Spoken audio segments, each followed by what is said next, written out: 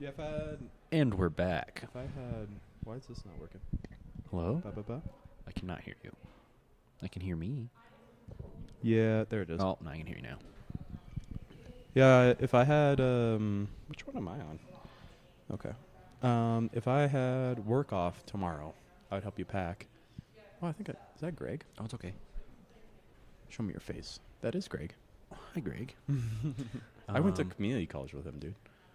So that was like 3-4 years ago. Wow. That's weird, dude. To have that statement be a part of my life now. Because Because, I went like, to school with him 4 years ago. like, yeah. Because being in high school, you hear, like, the old farts do that. Where they're like, back in my day, Jimmy Joe was my best friend. Jimmy in Joe? college." Yeah. It's like, Jesus. I think I know her, too, dude. Do you just know fucking everybody here? I'm really bad at names. I think I'm really good at faces, though. God, I thought I knew a lot of people down here, but when I'm with you, you're just like, Hey, it's like, Danielle, hey, yo. What up? I'm like, what the fuck? I'd like to meet more people with this podcast. Anyways, our particular topic today is reminiscing, which sounds boring, but it's going to be fun for us. I don't even give a shit if nobody listens to this. It's going to be great. You should definitely listen. There'll be some probably good clips. That's my favorite part, probably. I need my laptop to come in. I was researching cameras last night Yeah? for the film portion. God, dude, that is such a headache. That was such a headache. I bet they're expensive as shit. Yeah. The dude had like the links he was recommending that that I was checking out, and then he had his gear. It's like, let's just see what this dude's rocking. His camera was $5,000, Oh my god. and the lens he was using was $2,000. Why? Lenses are... I didn't realize how expensive lenses are. Oh my god. Yeah. I was just gonna. There was... I think I figured out the camera I want. I don't know if I should say prices, but I think it's about $1,000. Oh. And the Ugh. basic lens kit, which won't work for this, was $100. So I can't get that. And the lens he recommended, which probably I have to go with, was $700. Almost as much as the camera itself. It was adjustable, so it worked through multiple focal lengths. But I was like, Jesus Christ. I was able to find it used and cut off like $150 on it. I didn't buy it last night because I just need to sit on it a little bit and be like, am I serious about like what the fuck? But like you have to worry about record limits. Most Oh, cameras really? have a 30-minute record limit is the ceiling. And that's, I think, because tax laws. If you keep it under that, like taxes are better for you. But then also like overheating problems is a thing. Mm. So there's other things like that. So that was some of the things I was doing last night, which was a headache. So that's a little off topic. I was studying last night. This is a little off topic too, That's but it fine. leads into a topic we've been talking about for four podcasts now. Oh, Abs, Our penises? ladies and Oh. gentlemen. we have like a 4-part series on abdominals right Let now. me inform you as to the farthest me and my professor can go without doing farther Ooh, research. real quick, does she want to come on? Or did she get my I contact? asked her again today, and then she was just really busy. She was helping other people with the fucking finals and shit. And I was like, I just asked her right before I left. I was like, no pressure or anything, but like, do you want to be on the podcast? And she was like, let me think about it a little more, and I'll send you an email, and within like the week or something, and she'll let me know. So. Okay. Nobody listens to this anyway, so she doesn't have anything to worry about. But here's what we figured out. So last time we talked, we said because of how a muscle works, it has the same amount of force of pull from the origin and insertion. And we said that, no, you can't work out sections. Okay. But now that we went and reviewed the anatomy of it a little bit more, there's a certain type of tendon in between each little section of muscle that you have in your core. That's like the in-between part. In between, And the it's little, a particular tendon? It's a particular tendon. It's not like super special, but it's a particular tendon, which makes it to where you have a muscle, and then you have tendon, and then another muscle, and then tendon, muscle, tendon, muscle. Because it's usually like tendon, muscle, bone, right? Mhm. And then Or no, muscle, tendon, bone. yes, but that is pretty much just qualified as one muscle because it's all connected and does the same thing. But we did a little bit of looking into it, and we said that now, yes, you can work out different sections because since the upper muscles are just by themselves and then connected to tendon and then to the next muscle, you can technically just contract that little section of muscle as opposed to the other part. Do you think your brain has power over that, though? That's Like, obviously, you came with a bicep. I was going to say that's where we got into the part of that needs more research as to where it goes into neurology a little bit more as to the motor units and where the motor units actually innervate on each muscle. Because when you contract your core and you flex, all the muscles are going to flex, but depending on what workout you do and depending on where those motor units are actually innervating and which muscle fibers they innervate, it depends on which muscles are actually going to contract more. So there's a little bit more research that needs to be done of what sections each neuron is actually hitting in your core, as to where if neurons are just leading to upper, like they could still attach to lower ones, but if most of them are just leading to upper and have their innervations just on the upper muscles, then yes, you can just flex the top portion without flexing the bottom portion of your abs.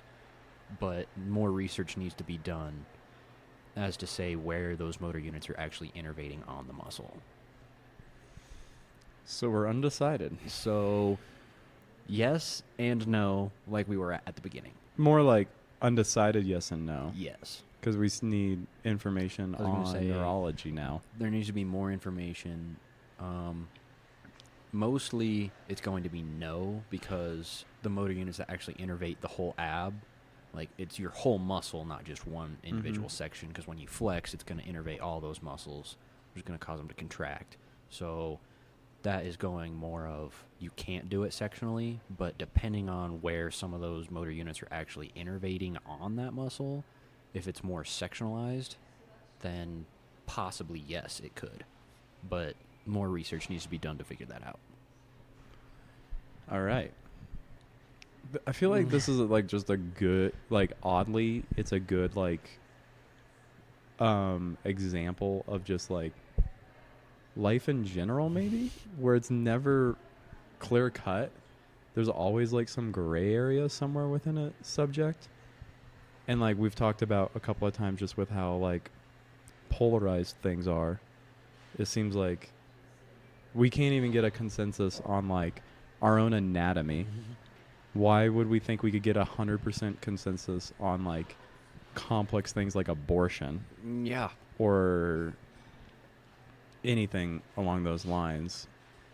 So, and people will try to make it seem like it's simple, but like we can't even figure out what the fuck's going on with our own body. Like I think what we know more about land, but less about the ocean, and even less about our own brains. Yes. And it's so, the fuck are we doing? I couldn't tell you. I mean, yeah, it's a mystery. The Express up there looks different. Might have to That's check not that out after the this. Express anymore. What is it? That's just the regular marketplace. The Express is in Durrell now. Because The little shop? Yeah, because they closed Durrell. They switched them? Mm-hmm. Well, they do most of the food and stuff in Durrell now for like all the Express Whoa. meals. I'm But gonna they have to- mostly just do like coffee and then the stuff that you get from the market right there. I'm gonna have to check that out. I'm just curious. I think you can. Looks I think you can different. still get food from right there, but I'm Hmm. not 100%. Okay. Well, part 4 or 5 of the ab debate, and sounds like this is like we're at a stop. I think we're at a good stopping point. It feels like I feel like I could we've tapped try it. to do research or like look for research that's been done on that, Yeah. but that's pretty like a pretty specialized like here's what you need to be looking for. Mm-hmm. So I don't know if research like that has been done yet. Maybe later in my life I could actually do that research myself, depending on what I do. That'd be cool. But That'd be really cool, actually. I think as of right now, I think we're at a good stopping point. I think, like, I guess to bring it back to reality, general sense, train the whole thing, obviously. Oh, yeah. Like, I know in the bodybuilding context, you do a lot of targeting and stuff like that because you can produce a little bit more muscle stimulation and generation if you just, like, did the bicep, then the whole arm in an exercise, you know? Or the quads, then the whole leg. But I guess my tack is to just be functional. And so you want to be repping the full range of motion and everything like that. Mm-hmm. So targeting to me doesn't matter for my own life, at least. And I would hope most people would lean towards the functional route because it's the small percentage of us that will be bodybuilders. And everybody else just wants to live, in my opinion, healthier lives at some point. So just do the whole fucking abs, guys. I was going to say, me personally, even though, like, I like targeting, but leading this into other, like, muscles and stuff, like, when I work out biceps, I don't just do, like, a long head, short head workout for targeting, and then that's the only thing I do for biceps. I'll do different exercises for the full range of motion. So, I mean, definitely just do the whole full range of motion to get the workout in. Like, don't overlook that. Has this changed your outlook on, like, training abdominals at all? As we, like, it's been like 2-3 weeks we've been thinking about this. You've been thinking about it more than me too. I've honestly really been thinking about it a lot. Yeah. But that's the type of shit that interests me because I mean that's like my whole field. But honestly, when you did tell me about, like, when we first brought it up, you were like, just one exercise doing the whole full range of motion will just be enough to do. Like, if you just do one workout, you're hitting the full range of motion. There's nothing else that really is needed to, like, hit it differently. And that kind of went against what I've been doing because I've been doing a big circuit workout that's doing a whole bunch of different exercises to get the whole workout in. So I feel like just incorporating what we've learned throughout this whole experience is that I don't need to be doing as much as I have been, which gives me more, like, variety of the exercises that I can do in my workout. If I'm not doing as many in one sitting, I can kind of divvy it up and then do different exercises different weeks and kind of change it up for myself. So I feel like it helps in both aspects. Okay. Nice. So I would definitely say there is a change, that we're not just talking about this and I haven't changed, because I definitely have altered my workout. You've thought about it a lot. And I'm still going to do toes to bar. That thing kills me. You need to incorporate more obliques, is what I've also learned from this. That's interesting. Depending on what you're doing. I guess I inadvertently maybe train more, like, I don't intentionally train targeted, but, like, what I'll do is toes to bar a lot. Like, first round's 13, which is a lot. For me, at least, I guess I can speak. Like, I push it until I can't, as you should, and then drop my legs, and then knee lifts for the same number as my rule of thumb or more. Okay. And that burns. And I think, like, the knee lifts obviously don't get full range of motion. So that'd be more bottom, and then you get the top fully, right? Right. If you can target. Yeah, if. But it seems like you can't. But you could. Because, well, within that, like, I'm still mentally channeling all 6 abdominals to bring my knees up, as we talked about last time. So that seems to still kind of reign true, right? Yeah. We could probably have a compilation of, like, an hour. I don't even know how long we've spent talking about this. Probably. Anyways. But yeah.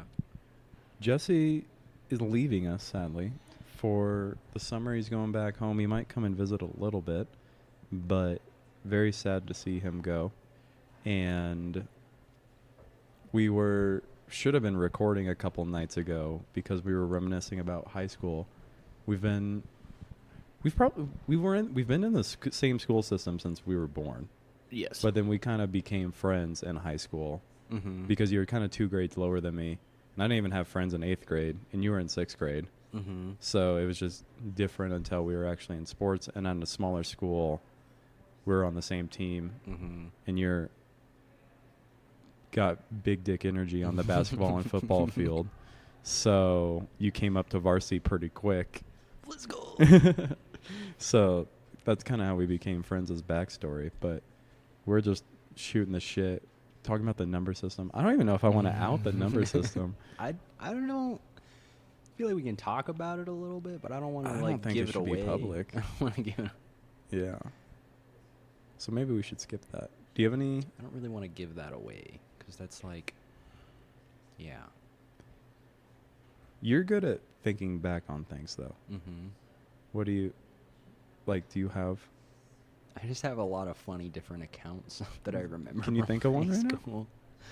Let me see if I can remember one that's with both of us in it. Oh yes, this is one of the pivotal stories that I do remember from a sports season with Bosch. Funny for him, not so much for me. Kind of pain related. So just a regular basketball practice, nothing special. We're kind of scrimmaging, and me and Bosch are on the same team, I'll have you know. So just putting that out there. But everything was going. Just remember what the story is. It came to me. Everything was going just fine for like the whole duration of the practice, and then we get into like the last hour-ish, I think, maybe 45 minutes. And so Bosch goes up for a pretty good rebound and grabs it. And when Bosch gets a rebound, he's really, really good about chinning the ball because he doesn't want anybody to take that shit from him. And, I mean, props to him because that's like really, really good thing to have in basketball when you get a rebound is like secure it. But this motherfucker, I'm standing, I mean, probably right next to him, and I'm calling for an outlet pass because I'm point guard, he's post, like I'm going to get it up the floor and we're going to go score. So I'm right next to him, I'm calling for an outlet, and he's got his elbows sticking way out, and god damn it if he didn't turn so goddamn fast right into me. Just smash my nose with his elbow. Oh my god. I had tears going down my face. It hurt. No bloody nose yet, but that was the first time. So, like 3 or 4 more trips down the floor, Bosch gets another rebound. I'm a little farther away from him this time, but I see someone coming in to try to steal the ball, so I want to like get closer just in case something does happen. But I'm still calling for an outlet pass, and Bosch turns a different direction this time. And god damn it if he didn't just elbow me straight in the goddamn nose again.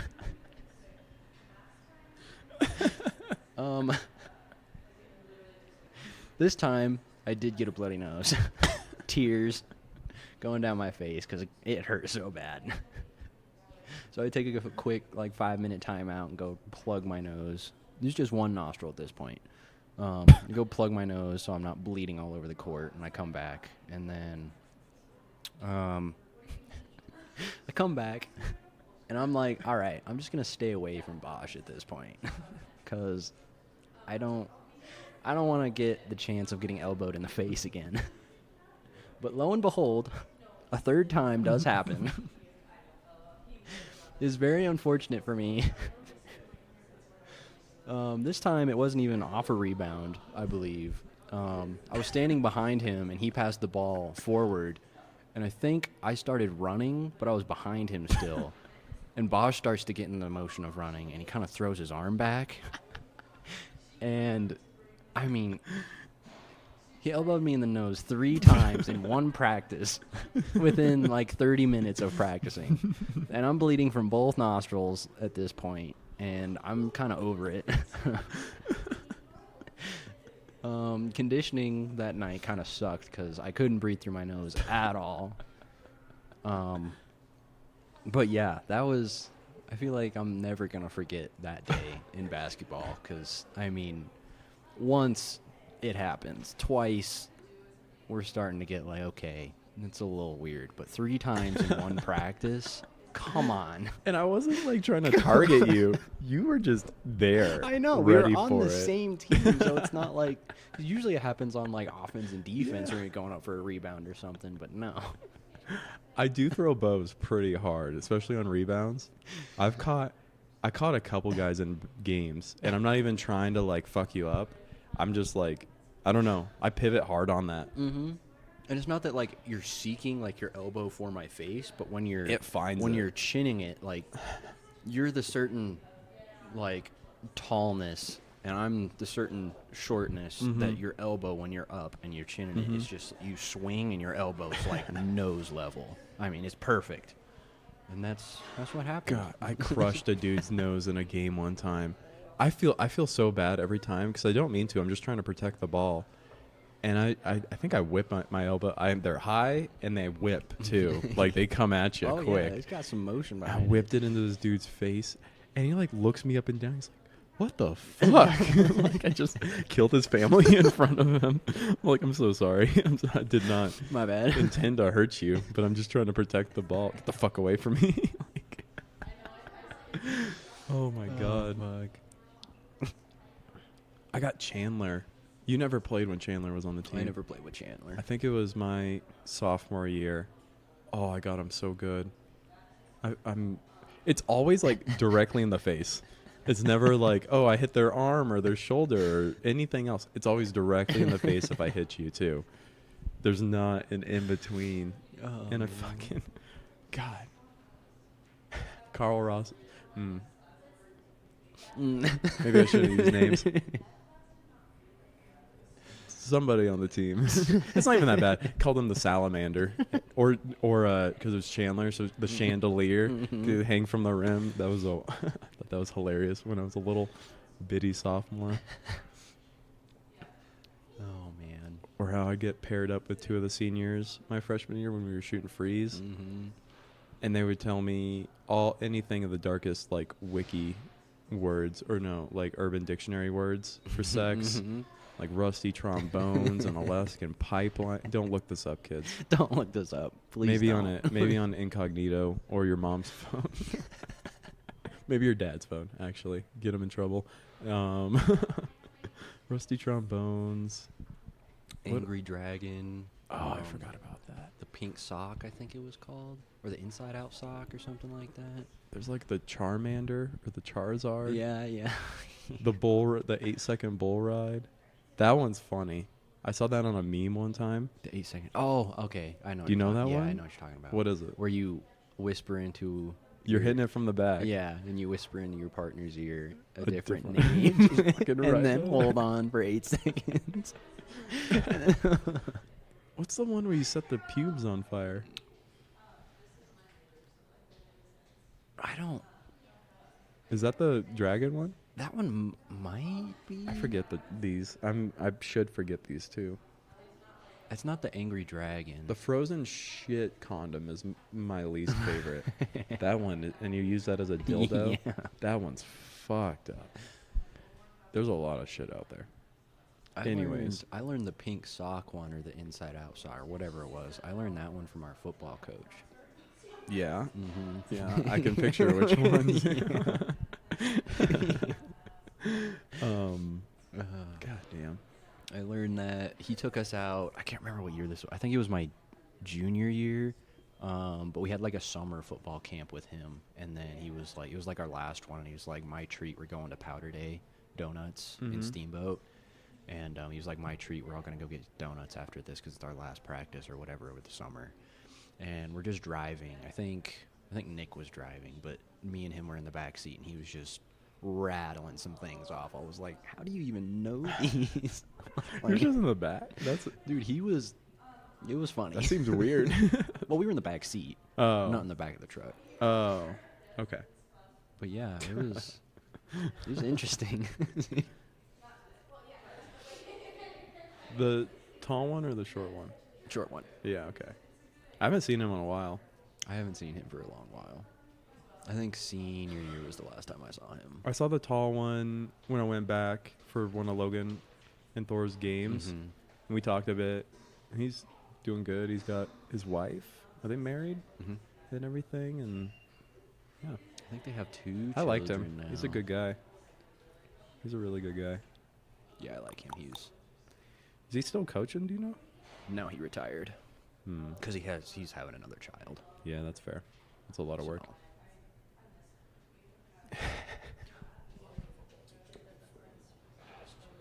Yeah. Yeah. It's a little rough right now. Yeah. We kind of came out of nowhere. My senior year. I don't know if anybody expected that. Good though. The like 2 or 3 teams around us, Mm-hmm. people expected like to go far and they didn't. And we weren't really expected. We weren't really hated, but it was just like neutral, and then we went pretty far. Mm-hmm. Well, because after my freshman year, when we like made it to playoffs, we made it to the first round of playoffs. Against one of the Eastern teams. I can't remember what team it was, but we got absolutely destroyed. We did? Uh-huh. And then after that year... Was that Sargent? Oh, no. It wasn't Sargent. You're talking about a different year. It was your junior year. Mm. When we went first round of playoffs, but we lost. Mm-hmm. Then going into the year that we did really good was your senior year, that we made it to semifinals. We weren't even... Like, we were close to being ranked in, like, their system because we made it to technically made it to playoffs last year, even though we lost first round. So we weren't in the top 16, but we were pretty close. So we pretty much came out of left field and, like, went all the way to semifinals without even being ranked. So I didn't even really pay attention to the rankings. That was never my thing. It was just a play. Jed was usually pretty interested in rankings, and then we usually talked to him quite a bit, and then he always told us. That's how I always knew, because I never looked at the rankings. Yeah.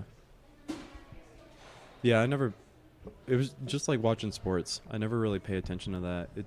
I just want to do things and be out. Mm-hmm. I'll play hard, but I won't watch or care about the rank, you know?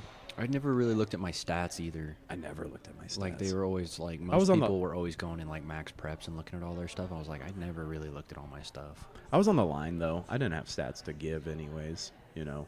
Well, you got tackles and sacks and stuff like that. Oh, I guess you which are do have pretty that. good. But, I mean, still. That's not, yeah. Most people are usually looking at, like, yards, receiving yards. Yeah, towards the end, I was, like, worried about just being able to snap the ball and then fucking hold up the 300-pound high schooler in front of me. That moose that's across from you, yeah. Yeah, dude. Oh, God. I forget which Remember team. Big I think Country? it was Mancos. From Kalichi, Big Country, Big that Country. one That big dude. kid. I don't think I had to center at that point. I wasn't centering. No, that was I think I still was just my guarding. brother, because that was my freshman year. I do remember Big Country, though. That's a great name for a man. Big Country. But Mancos, my senior year, they had a pretty big dude. Mm-hmm. And he wasn't bad. No, he was pretty good. But I figured out the trick. Did I ever tell you about No. this? Oh, the other day, the photo of us after that game came up on my laptop. Mhm. I was like, oh. When we blew him out 40-0, let's yeah, go. Yeah, we fucking crushed them. What? What? Start to say Yeah. a word and then stop. But I figured out the trick 'cause I was primarily snapping at that point. Sometimes Mhm. Jesse, Mm-hmm. the other Jesse came in, but I would just get under his shoulder pads and choke the fucking shit out of him, dude. I was pushing that into his throat, and I think his fat neck already couldn't breathe too well, and I was just pushing that plastic fucking shoulder pad into his neck, and then like you get that up into it, and they turn a bit, and then you just get a little lower, and you just leverage them up, Mm-hmm.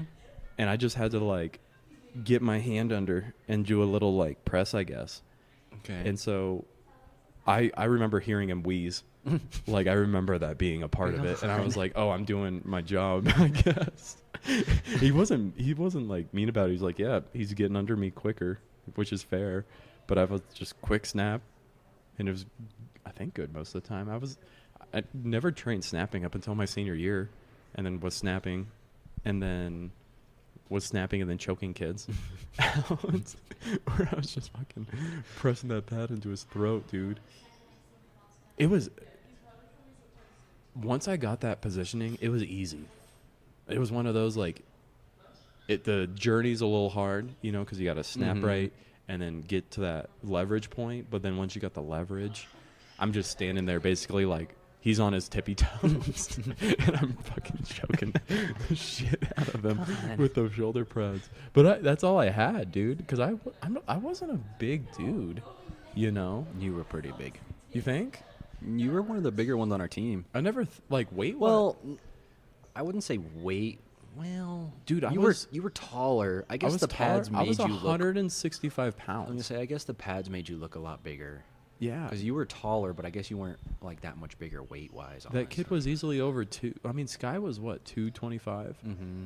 and that kid had to be 230, 240. Yeah, the kid you know, he was. So that was almost like a 100-pound difference. Mhm. Like I was 165 all high school. Mm-hmm. I've gotten some weight on now in college, but like I've always thought, especially back then, because it mattered more. Nobody understood that. Like I was tall, but I didn't have, I don't know, like an abundance of muscle or fat on me. I don't know. Like my weight to me felt weird because I felt like I was tall and I had a little bit of muscle on me, but then I was 165, and I would look at guys that were 170, whatever, and we looked the same. I don't know. It was weird to me, but I knew like I had a weight differential. That's where like, you know, like randomly you're just fucking off in class, and like people are like picking each other up sometimes, like all the random ass shit that we do sometimes. And I remember like people would pick me up, and I'm like, I'm not really impressed. Like I'm long, but I'm not heavy at all. Mm-mm. Especially back then, like 160, 165. I wasn't heavy at all. Which is weird to think about because how tall were you in high school? I'm 6 foot now. So, I mean, depending on when you look at it, by probably junior or senior year, I was about 6 foot, probably. Okay. I was gonna say I think by sophomore year, I was pretty close to that. I because can't remember. if you were 6 foot and you were 165, I've been 5'8" all through high school, and I weighed 150, 155, and I'm like 4 inches shorter than you. Mm-hmm. So it's like I'm a dense boy, You're dense, or I'm a airy boy. hairy boy. I'm a loose boy? I don't know. I don't know. I always thought I was pretty dense because Samuel was usually the same. He was. I think we're still the same height, but we Sam's were pretty lean, I was too. gonna say we were pretty same. You guys were through both high pretty school, lean. but he weighed a lot less than I did. Oh, really? Later, till like junior and senior year, he didn't. But yeah, I was. Isn't he getting married? Yeah, he's getting married. Is he already married, or is he? Yeah, now he is. Now he's married? Mm-hmm. Oh, wow. That was fast. Not fast, but like I thought they were still in the processes of getting married. I don't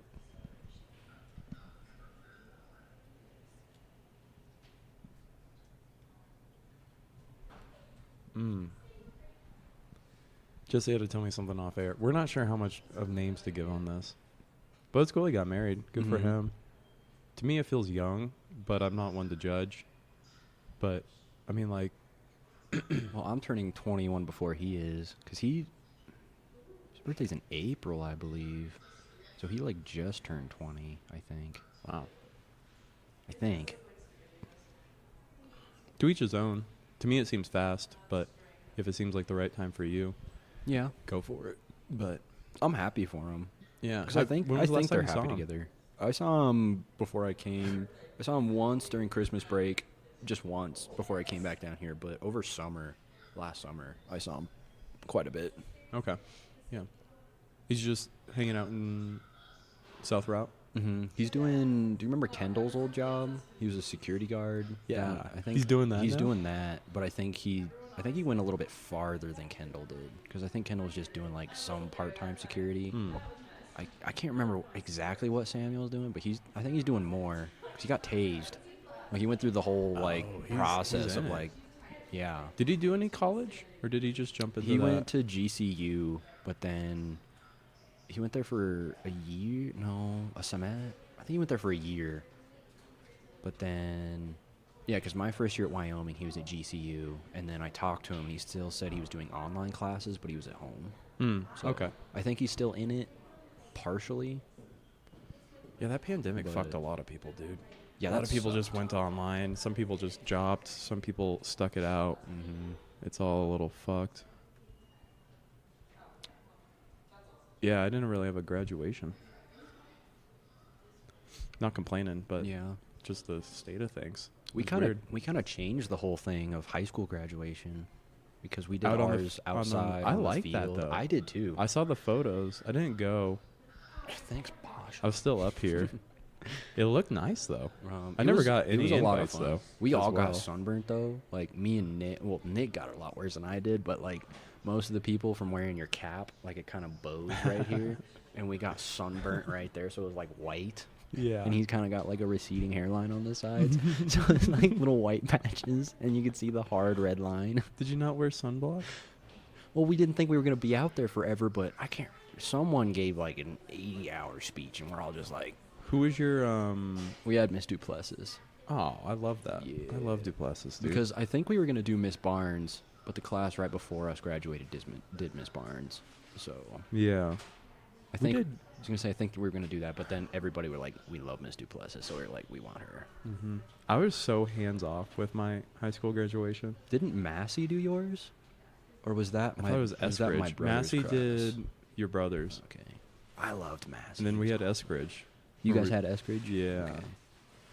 Because I remember there was Massey, Eskridge, and then Miss Barnes for the people that I was in high school with, and then we had Miss Duplessis. That's crazy to think about. That's weird, dude. I graduated It's weird After- how far it's been. because Jed's graduating this year. After he graduates, I will have graduated for 3 years now. So that's like 5. You've been graduated for 5 years on May 28th or 30th Actually? or something like that. Because you graduated. Not this May. Yep, this May. Then that'd be 4. 2018 to 2022. Am I adding one too many years? So I graduated 2020, 2021, 20. Oh, okay. Yeah, Yeah. I'm dumb. Yeah. I'm dumb. Because last year I only took 3 years to do my degree, Mm-hmm. and then I've had a year Yeah, out. I now. added one too many years. So 4. That's still a lot though. That is a lot. In that 4, I had community college and 2 years of university. Now a year of being an adult. Yeah. And now, right around the same time, I've now started this podcast.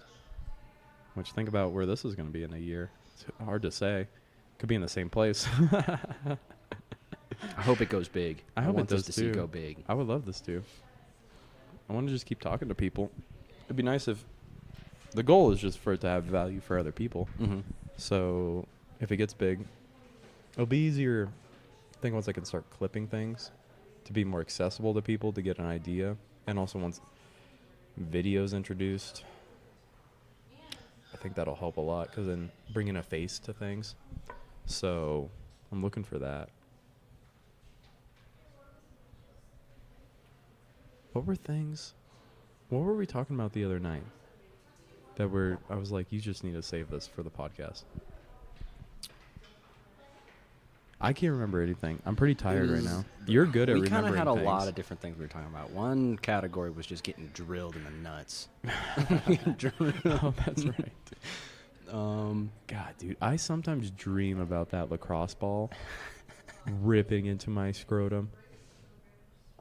I don't think I peed blood, but I thought I should have. I did. You peed blood? I did. On yours? Mm-hmm. Tell me yours. Mine was when it was junior year, and I got. Oh wait, was it senior? No, it was junior year. That kid from Paonia. So backstory: when you're guarding somebody on defense in basketball, and you like have them close to the sideline, and they're like falling out of bounds, you usually just kind of stand there with your hands up because it's like either they're just gonna fall out of bounds and you're gonna get the ball, or they're gonna try to like hook it somewhere, and it usually doesn't work out well for them. But sometimes when you're on offense and you're falling out of bounds, you try to throw it off the defender's leg as hard as you can so it hits them and then bounces out of bounds so you can get the ball back. I was on defense, and this kid was on offense, and he threw the ball, I'm pretty sure, as hard as possible, and it didn't hit He my cocked legs, it back. and, it dropped me. He hit me square. I mean, it hit everything. I mean, it couldn't have been a more online direct shot. And it killed me. And a ball has a surface area for that. Like Yeah. a basketball. Yeah. Like it can be a little off and get all of you.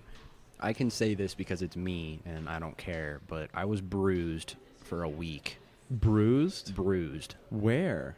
Everywhere. Like on your thighs? Like a little bit on the thighs, the top portion, Jeez. and I don't think I've ever gotten bruised from something. it hurt. Did you have bruises on like your balls Not really. or your shaft? Yeah, the Really? top portion of it was kind of bruised, and yeah, Dude. it fucking hurt. Dude, I didn't realize it was that bad. Dude, that was the hardest I've so ever been bad. hit ever. That makes me like clench my legs together. Oh my god, it hurt so bad.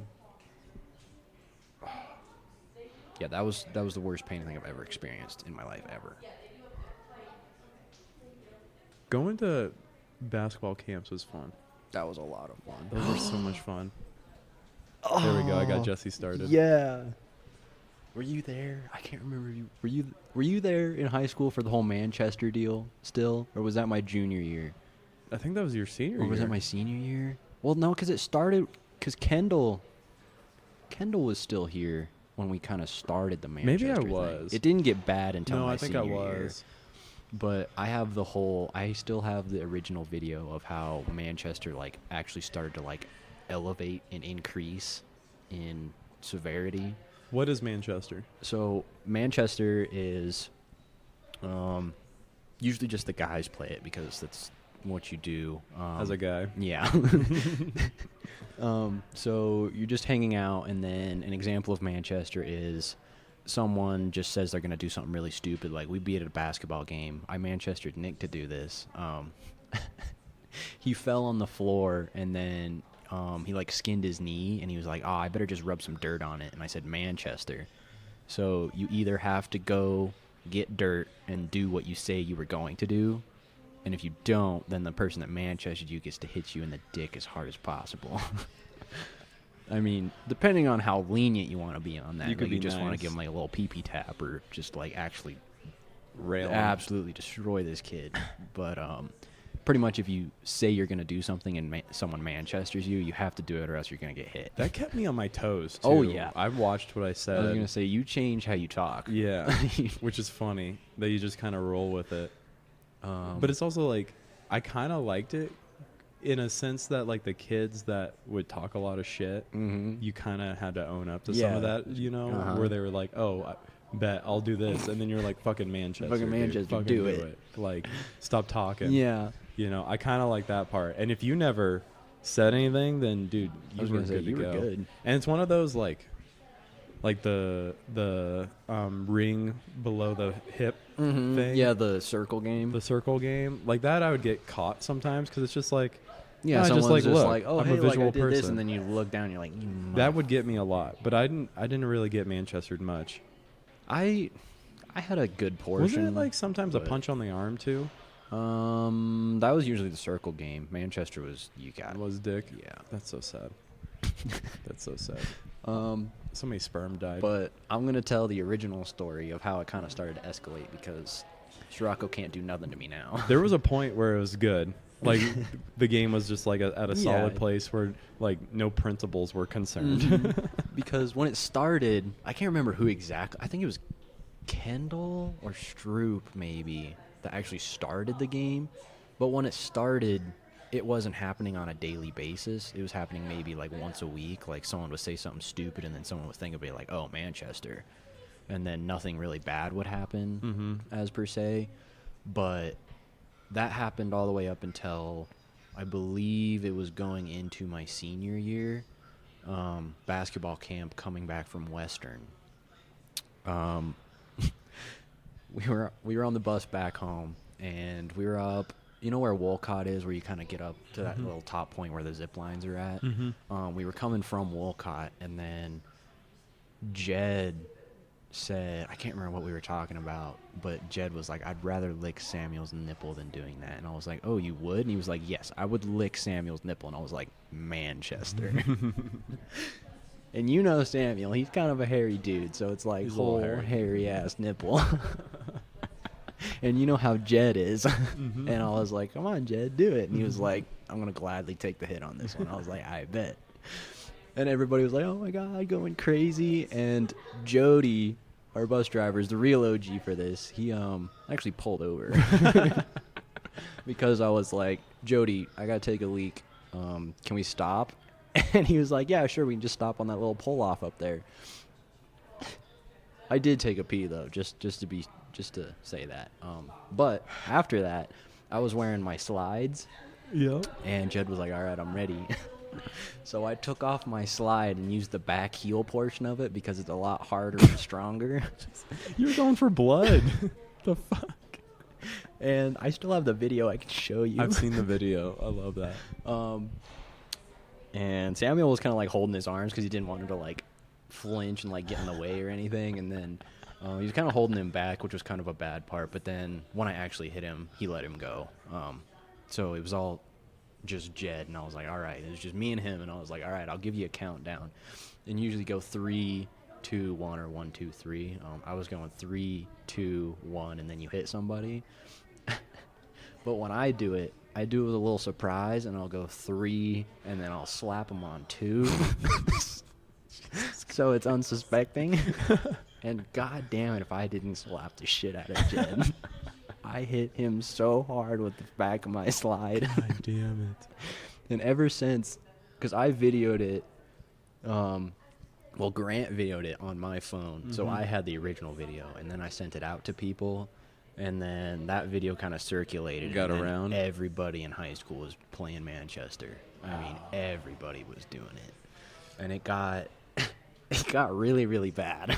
What other shit? You don't say names if you don't need to. Well, it's all over now. Like, that doesn't matter now. Oh, okay. But Was there any other bad? it was pretty much, that was the worst one that happened that kind of started the whole thing. But then when we actually started to get in trouble, we played it for a while, but it ended all the way going up from basketball camp was when it really started, and then it kind of started to get in trouble at the beginning of track season because Chase was doing shot put, and then he was like, it'd probably just be better if I threw it over my head. I'm going to try that next time. And I was like, Manchester. Or I think Jed Manchestered him to do it. So then he went up for his next throw, and he actually threw it over the back of his head and got disqualified because you're not supposed to do that. And then Bruner found out that he didn't do it just because of just being a dumbass. He did it because he got Manchestered, and then that got figured out. And then he got in trouble for that, but no one like ratted on him, and he didn't rat on us for saying it was Manchester. But then the teachers were kind of on the lookout for it at that point. And then fucking Greg, dumbass, I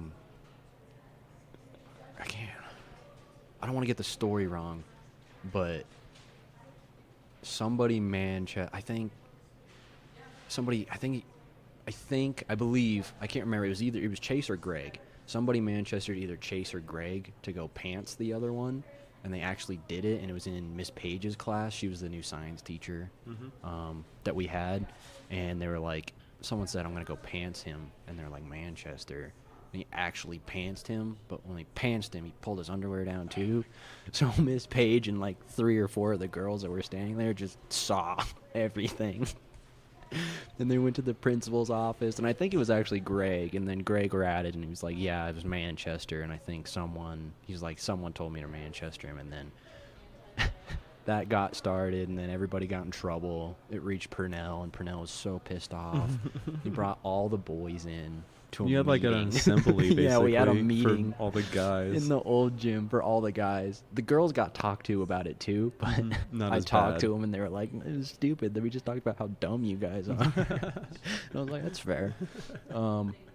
But Purnell got really mad at us, and he was like, anytime you get hit in the nuts, it increases your chance of getting testicular cancer and all that stuff. And I was like, shit. And then I won't say a name, but somebody that was in school at that point was a real dumbass. Okay. And Purnell was like, if I catch any one of you saying Manchester playing this game again, I'll expel you. and there was a kid behind everybody in the bleachers, and he whispered, Manchester. And everybody around him just started dying. And Purnell was like, what was that? And everybody just like shut the fuck up really quick, and I was like, you idiot. That's pretty good though. It was funny, but I was like, could you imagine if he actually whoever that heard is that? can hit him in the nuts at any point right now. He's holding that card against him. But that happened, and then everybody kind of stopped because a lot of people were getting in trouble. And then I think it was a week or two after the fact, somebody actually showed Purnell that video of me hitting Jed in the nuts that happened. That it wasn't even in school; it was during basketball camp. Mhm. But someone showed Purnell that video, and I got in a lot of trouble. Even though it's like way back. Even though it happened way back, I can't remember. I still to this day don't know who ratted me out or who showed the video to Purnell or whatever. Mm-hmm. But somebody did, and then I got in a lot of trouble. Jed kind of got in trouble. But Even though he got hit, right? even though Jed, he was the one that got hit. But I got in a lot of trouble, and then I was given an option. I was like, find everybody that has the video and make sure they delete it, or else there's going to be like pretty severe consequences. I had to do some community service at the school. Damn. I got threatened with being expelled, or That seems unfair. I Because it was before that's they what talked I to you. thought. It was like way back. They threatened me about it, but I knew they probably weren't going to expel me. Yeah. They might have suspended me for a little bit, maybe. That was the worst thing that I think could happen, but I was like, I wasn't worried about it because I was Mhm. like, fuck you guys going to do about it. But they were like, either find everybody that has this video and make sure they delete it and never do this again, or we'll like punish you. So I had to go around to pretty much everybody that had that video that I knew of, like Grant, Jed, Nick, Chase, like everybody that I sent it to, and I had to make them like delete it. And I now am the sole carrier because I said I deleted it, but I still have the video. I am the sole carrier That's of what the, I would do too. of the I'm video like, that started keeping Manchester. this. No, I was like, I'm keeping this. Yeah. I don't think he's ever going to But- find it if I'm the only one that has it. It's probably gone out to more people too. Yeah, I was going to say, I probably didn't get everybody that had it. It's like, how do you, But as a teacher, how do you confirm they deleted it too? I just said I went around to like everybody, like all the guys in school that I sent it to that were on the trip. Did and you I was like- actually? I did go around to Yeah. most of them, and I was like, delete this, like just in case anybody like asked, like, hey, like, do you have this video? I didn't want anybody to be like, yeah, I still have it. And then you So, graduate and resend it back out. I still have the video. I don't know if it's still super prevalent in Sirocco anymore because it kind of died out Things die. ever since that happened. Yeah.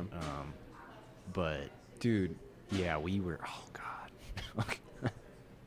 We had so much fun with Manchester. Like it was Okay. happening like once a week, and then Mhm. after I sent that video out to people, that Every was day. happening multiple times to Mhm. multiple people every day. And Jesus. that example that I gave where Nick had to go grab dirt and rub it on his knee, he actually did it. We were at an away game. I think we were like Hotchkiss or something. And I Manchestered him, and he like ran outside and grabbed like some rocks and shit. I was like, "You're such an animal."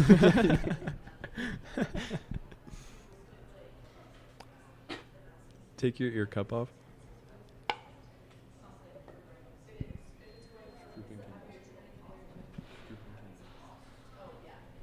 If there was a lingo book for those two guys, I would love to see it, even in like picture book form. It's pretty self-explanatory Picture once book I would start be using the sick. words, but just for the sake of it. Like a picture book for like Bones Jones. Crikey, mate. Fucking like Manchester came Great out. They, dude, like seriously, they generated so much culture. Yeah, they did. Like legitly, a lot of my lingo came from them, which is what's fucking weird. I'm trying to think of other words they used. Great Scott. Great Scott. Crikey. Jiminy. No, that was someone else. Jiminy Cricket. Yeah, But there was like they other came up words, with too. a lot of Team stuff. Shrimp. Team Shrimp. Team Shrimp. So, another tangent. Mm-hmm. Were you there with us? It was another. We were at Mesa With Sam. and his Sam, I was- and he went and got the Pico Guac. He's like, I'm out here repping Team Shrimp. I have that video. And they they added you guys, right? They Yeah, reposted they it. did. Whoever, I don't even know who they are. It was at the time his name was Protein Gang or something like Okay. that. And he actually posted the video that we sent him. Okay. And it was like, let's go. Because he's always like, I'm out here repping Team Shrimp. Team Shrimp. That's such a good like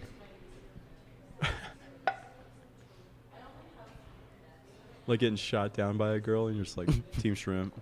Team Shrimp. Team Shrimp out here. I always say that still. Now when I like pull up short and anything, I'm like, oh, that was shrimp. Like that's part of my daily vocabulary now. There was something I used. They had so many words, dude.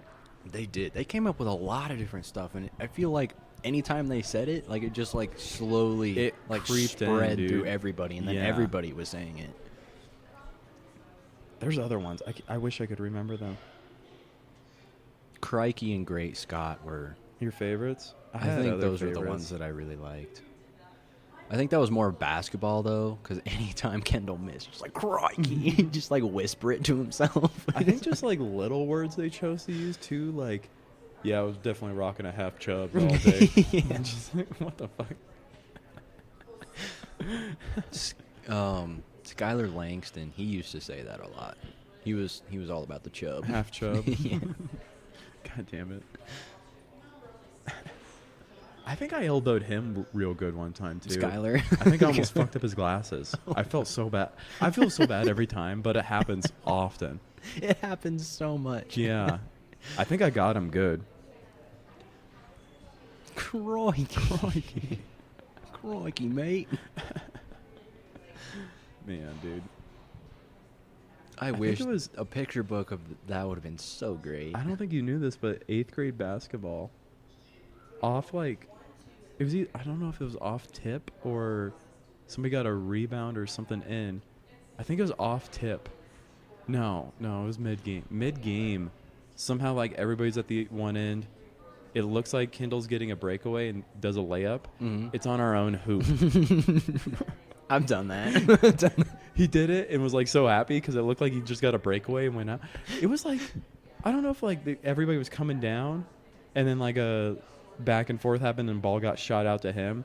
And instead of going to the hoop they were originally going to, he just did a 180, went to our hoop and fucking did a nice little layup. It looked good. Looks back at us smiling. We're like, what What the are you doing? fuck are you doing? And he looks at the scoreboard and they get a point. Yeah. I've tried to do that, but we were already on offense on our side of the court. And as soon as I got the ball, I just booked it down to our side, and they're like over and back. I was like, mean, bro. So thankfully I didn't score. It must have been on It must have been off a tip mid ball or something. transition or something because, I didn't get it over and back. That's so funny. Or the middle school refs sucked and they let him play it into our own fucking rim. Jesus Christ, that That's was so funny. so fucking funny.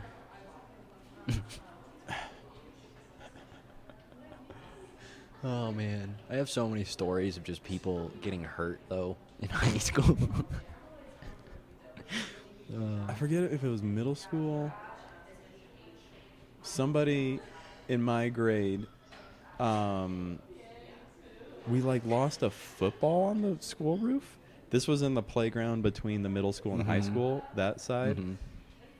And somebody in my class, everybody was like, oh, fuck, game's ruined. And then we go down to shoot hoops, or I think it was a football that we were playing with. Mhm. I don't know how it got tossed up there. Maybe it was on purpose or accidental. And then all of a sudden, this one person appears with it. No, they're up on the roof. They climbed that one fucking tree that's I think by the silo or whatever. Oh, That's really? That one tree. They climbed that pine tree over there? Yeah. Yo, what? They fucking climbed that to the roof. And I forget what teacher was out there. They were pissed, though. It was a chick. I remember that. They were screaming, and I'm like, get the... They weren't... were they cussing? They were just like, get the hell down. What the heck are you doing up there? It's like, I got the football. It's such We a lost high the school ball. moment. And they're like, he got in trouble for that.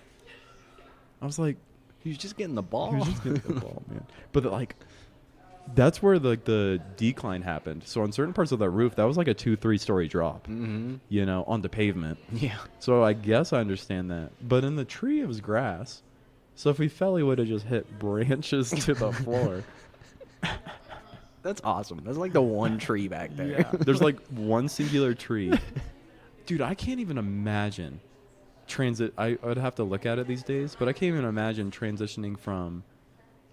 Look at this dude. Righteous. What the righteous? What the is that? I can't imagine climbing a tree. Especially back then, I wasn't as climbing capable as I am now. Oh, really? I used to climb trees all the time. Well, definitely not now, dude. I'm climbing a lot of hard stuff too, like relatively. Well, yeah, that's just like actually climbing. Like I usually don't do a lot of climbing, but It does I the used to- strength though. Like I have a Yeah, lot better that's grip true. and finger Yeah. and upper body for that. Anyways, I couldn't even imagine back then climbing that tree and then transitioning from tree to roof. Yeah.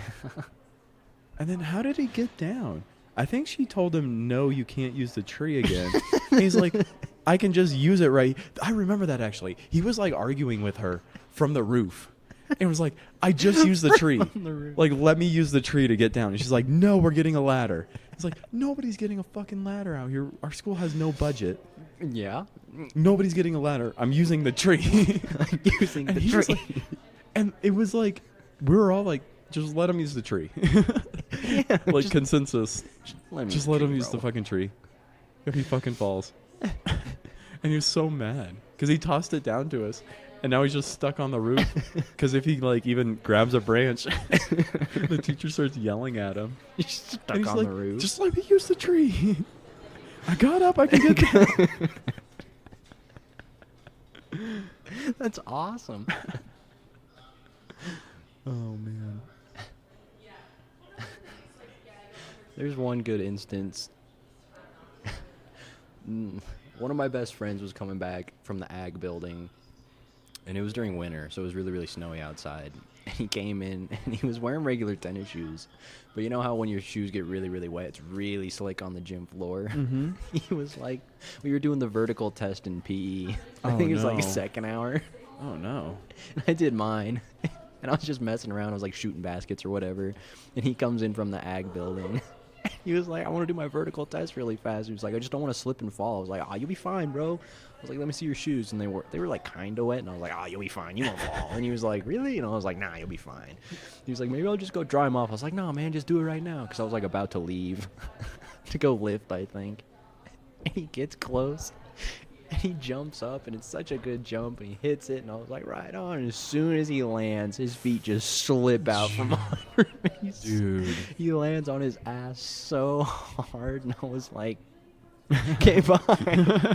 Because I, like, egged him on, too. I was like, nah, man, you'll be fine. You won't slip. God damn it if he didn't fucking fall on his ass. Oh, I felt so bad. I laughed so hard, though. God damn. I love those instances where people just get hurt and you just like trying not to laugh because it's not funny because they're really hurt. But then you're just like, I can't keep it in because it's funny. Oh, man. I forgot about that roof, man. That's so funny. I forgot about that. Just let me There's use the some tree things to that just- get down. We're all like, yeah, just looking at each other like, just please let him use the tree. Just like, we're just fed up at that point. Like, and they're like yelling back and forth. It's like, you will not use the tree. I'm on the roof. Like, let me use the tree. I'm stuck up here. Did he actually use the tree to get down, or did he have to like I go can't use a ladder? remember. I think he used it, and that, quote unquote, like it's hard to say actually, but I think that made him get in more trouble in the end of it too. And he was so pissed.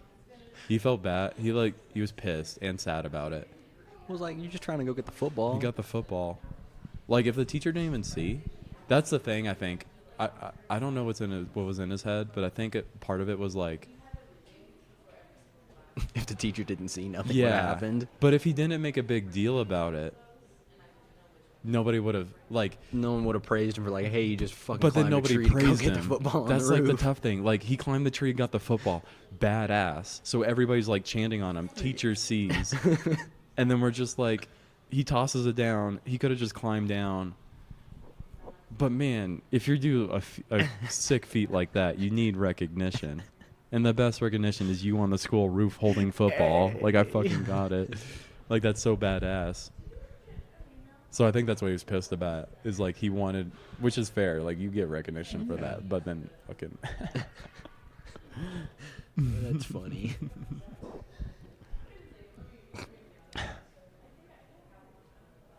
God.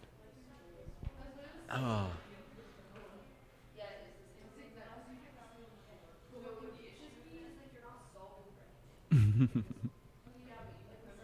Getting bushed.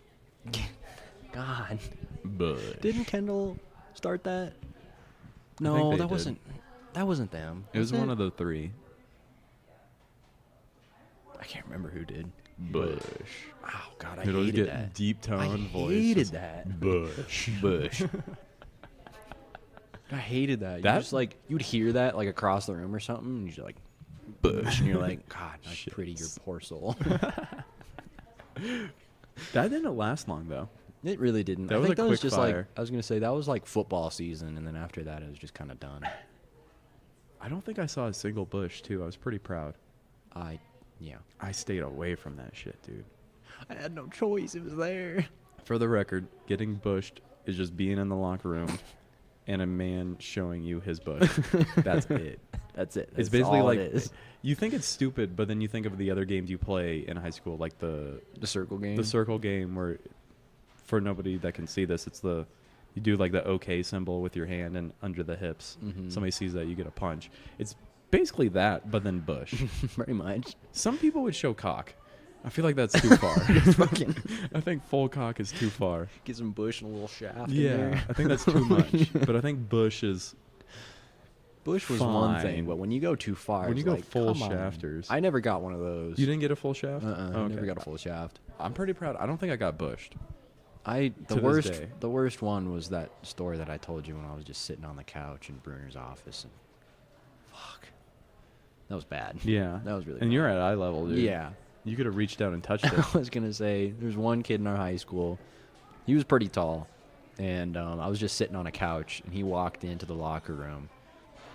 And we're just like watching. I think it was just I can't remember what I was watching, but there was some sports game on the TV in there, and he just like walks in. And he's like, "Hey boys," and it just like turned, and it's just straight bush, like head level. Like I mean, it was right there. Like you could just reach out. Like an arm's length, and it was there. I was like, God damn, bro. Bush. Just fucking bush. I would just like stay staring into my locker room, get dressed, and leave. I would Well- not look anywhere else. Some people usually just did it in the locker room, but there's other people that just like hit you at the most random places. They Like would we get you were, out. I only saw it out inside the locker room. there was one instance where we were at a basketball trip, or was it a football trip? I can't. It was either football or basketball trip, and we were just walking somewhere, and then we all stopped. I can't remember what we were doing, but they were just like, "Hey guys," and we were like, "What?" And just like bush, and it was just like out in the middle of nowhere, like just out in the open. We That were just takes- like, "What the fuck?" That kind of takes balls, dude. Honestly, just like fucking just bush people. dude. bush. What was I just thinking about? I never bushed People- anybody, but I showed a lot of people my ass. Well, that reminds me, not related to high school. Like in the last year, I was back home, and fucking, it was late at night. Logan was using the bathroom, and so I'm going out on the deck peeing, and it's dark at night. There's like one light on our deck that's glimmering, Mhm. and I'm like, for whatever reason, I was just using one hand to direct my stream and have my pants down. Okay. And that led to like my left cheek being covered, but then my right cheek being exposed, just with Right. my right hand holding it down. Right. And then Thor comes onto the deck and he's like, "Hey Bosch, can I get?" And he's like, what the fuck? And he starts laughing so hard because all he sees is one cheek, and my head swivel around my shoulder and go, yeah, what's up, bro? Like, so casually. I don't know why, but I can totally see him doing that. Just like, hey man, can I? What the fuck? But then he was laughing. He was laughing so hard. He was like, what did I just see?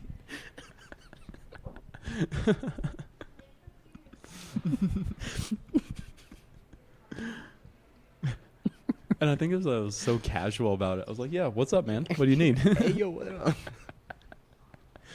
Oh my god. No, the Bosch stayed in the locker room for me. People do need to be taught how to correctly pants somebody, though. Mm-hmm. Because fucking... Oh, you weren't there for that shit. Fucking... Somebody in my grade. I was talking to either my first or second girlfriend. I can't remember which. In the hallway locker room. Just talking to her. And then, like, behind me, they go and pants me. And thank God it was like half shaft, which is again like half an inch. And fucking, I was able to like stop the underwear, but I almost just like fucking full balls in the hallway. And I think everybody in front of me was just, I don't even know if we were dating at that time, but it was the chick I later dated. And I was just like, dude, so fucking embarrassed because I wasn't as confident back then as I am now too. So I was like red and just like, what the fuck? I felt so horrible, dude.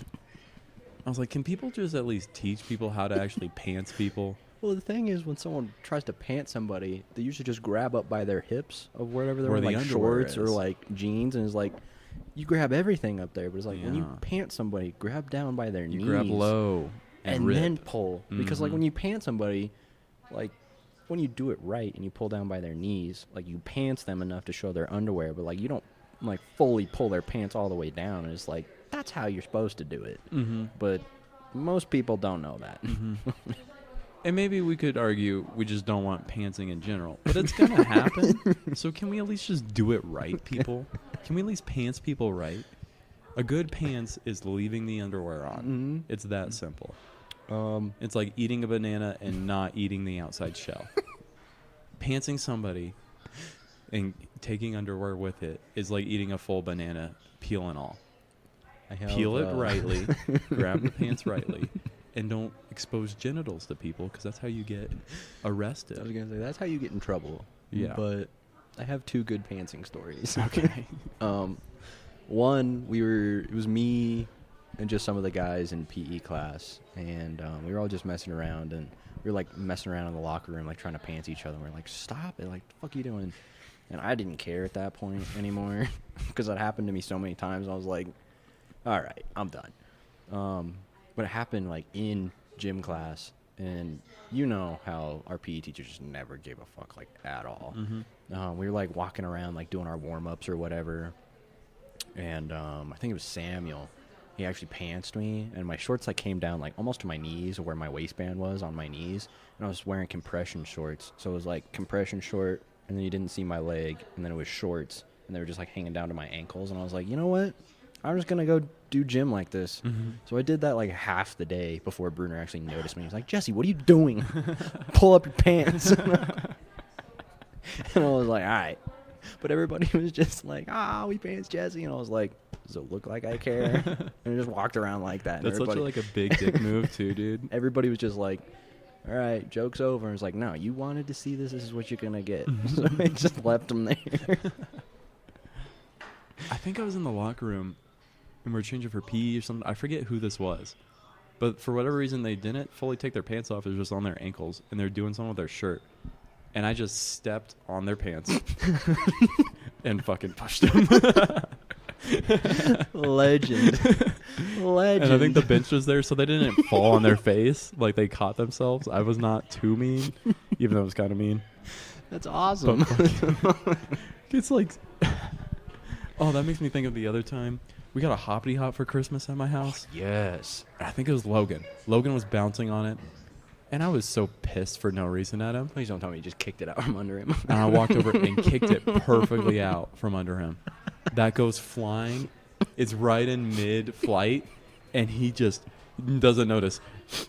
Falls on his ass so hard. I couldn't even imagine what that pain was like. And I got in trouble for that pretty bad. Maybe I felt bad after. That's awesome. But yeah. Another pantsing story that this one's not. I mean, it's funny, but the end result wasn't funny. It was my junior year of basketball. I was so sad you weren't there, but we had a new coach that year, and we were all messing around in practice, pantsing each other. And In the locker room or on the court? both. Okay. It started in the locker room, and then we were doing practice. And I think we got into like 30 minutes of practice, or 30 to 45 minutes of practice when we were all messing around. Mm-hmm. And I don't know if he's going to want me to use his name in this one. One of my friends. In your grade? No. Younger? No. Older? Mhm. Okay. I'll tell you after this. Okay. One of my friends thought it was a good idea to go pants our new coach. Dude. And we were all messing around, and I didn't know he was gonna do this. I don't know if he even told anybody. He might have told somebody, but you just like see the smirk on his face, and knowing this person, when you see the smirk on his face, you're like, this isn't good. Yeah. Jesus. And so he just runs over there, and oh man, he pantsed him. It was a good one, but oh man, our coach got so mad, and he What was did like you- super embarrassed. Like his face was like beet red. Yeah. I mean, it was bad. And we literally ran, like we were in like 45, 30-ish minutes into practice, and we usually practice for like 2 hours and 30 minutes. We Mhm. ran the rest of practice. Yeah. Like I believe literally that. the whole rest of practice we ran. Did he see the previous pantsings? Like, I- did he have even an inkling that was in the air? I don't know. Did he see anything? I don't know if he did or not, because when we were doing it, we were kind of like making it kind of nonchalant because Mhm. we were like, we were doing it, but then when we got into practice, we were like trying to take it seriously, but Mhm. then still kind of do it. So it was happening, but it wasn't happening as often or like as noticeable. Mm-hmm. So I don't know if he did notice it or not, but he did it. That's and such a bad idea. We ran. I would not for do the that. whole rest of the practice. I believe that. Like, Were you pissed at him? oh Was yeah, everybody mad? everybody was mad. I mean, Yeah. we thought it was funny because when we saw it happen, we were like, "Oh shit!" Like he really just did that. And we Yeah. were like, "This motherfucker." Then we thought it was cool and funny, and then he yelled at us, and we were like, "Oh, shit!" yep, we're And he was getting like, it. "Get the fuck on the baseline." And we were like, "Oh." We messed up. Then we ran the rest of practice, and then we were kind of upset because we weren't like super mad at him because we didn't know how he was gonna take it, and we didn't know he was gonna make us run the rest of practice. Mm-hmm. But there was still kind of like, why the fuck did you do that? But yeah, that was another time that was funny when it happened, and it was like, oh, like We're this fucked. motherfucker really just did this. And then Some- the yelling and the screaming, and then we were like, oh, weird. Boned. Boom. Bones, Jones. Sometimes when you're guarding Storm.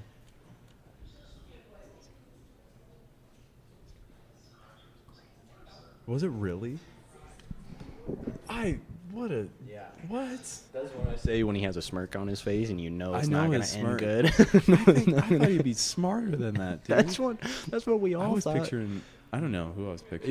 It was kind of the heat of the moment thing though, because we were all messing around pretty good. So he was just like, And then oh he yeah, was just bam, like, bam, bam. Hey oh, yo, shit. and just did it, and we were like, oh shit, like what a legend. And then he's like, oh shit, this isn't good. Sometimes when you guard Storm, he wouldn't pants you, but he'd give you a tug. Yeah. He'd give you a little tug on the and you're like, dude, stop. One occasion is pretty funny. He kind of pinch your butt a little bit when he's doing it, when he'd guard you or whatever. And I'm just on offense, and I'm just like standing there. He's like pinching me. I was like, what are you doing? And then he just like kind of like stopped practice, and he was like, he's pinching my ass. And I was just like, Storm. You know what the counter What? to that was? He got me a couple of times, and I just let it go. And it was a different day, and he was getting me because we were scrimmaging or something like Mhm. that. I was like, this motherfucker. And if you turn it up to 10 too quick, then people back down. If you like slowly escalate things, Mm-hmm. then that's a thing, like with the pantsing. Yeah, like But like builds. if they're at a 2 and you just put it at a 9, they kind of back down because Right. like, this guy's fucking crazy. Right. And so he just gives me like a little, I think it was either a tug on my pants or just a little like pinch on my butt. And I fucking rip his cheek. I grip it so fucking hard and try to rip it off. And I just shake it a bit. He's like, dude, Bosch, what the f-? Like, actually, like, concerned, like, what the fuck? And he didn't touch my butt ever again. Never 2 again. to a 9. Oh, yeah.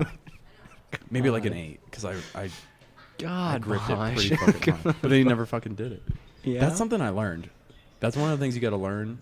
I think if you really get out, you should learn quick. Oh my God. Is like the right times to either escalate or to diffuse. Like when they make jokes, like especially upperclassmen make jokes about you. Mm-hmm. I thank God I learned quick that if you take it up to a 10, like verbally it's like up to a 10, but then that makes it more diffused. They either roll with it and now you're like buddies in this conversation, or they back down because they're like, what the fuck? Yeah, just like, whoa. That's where like, yeah, that's what your mom said last night. I was like, oh yeah, was she doing good last night? How's she been? She's been having a fun time coming over. You should have her over tonight or something. Like you turn into it, and they get Yeah, they're just like, some people get like nervous. They're like, what the fuck, dude? What the fuck is wrong with you? It's like, no, I don't actually think this, but like it actually makes you stop when I do it, which is the funny thing.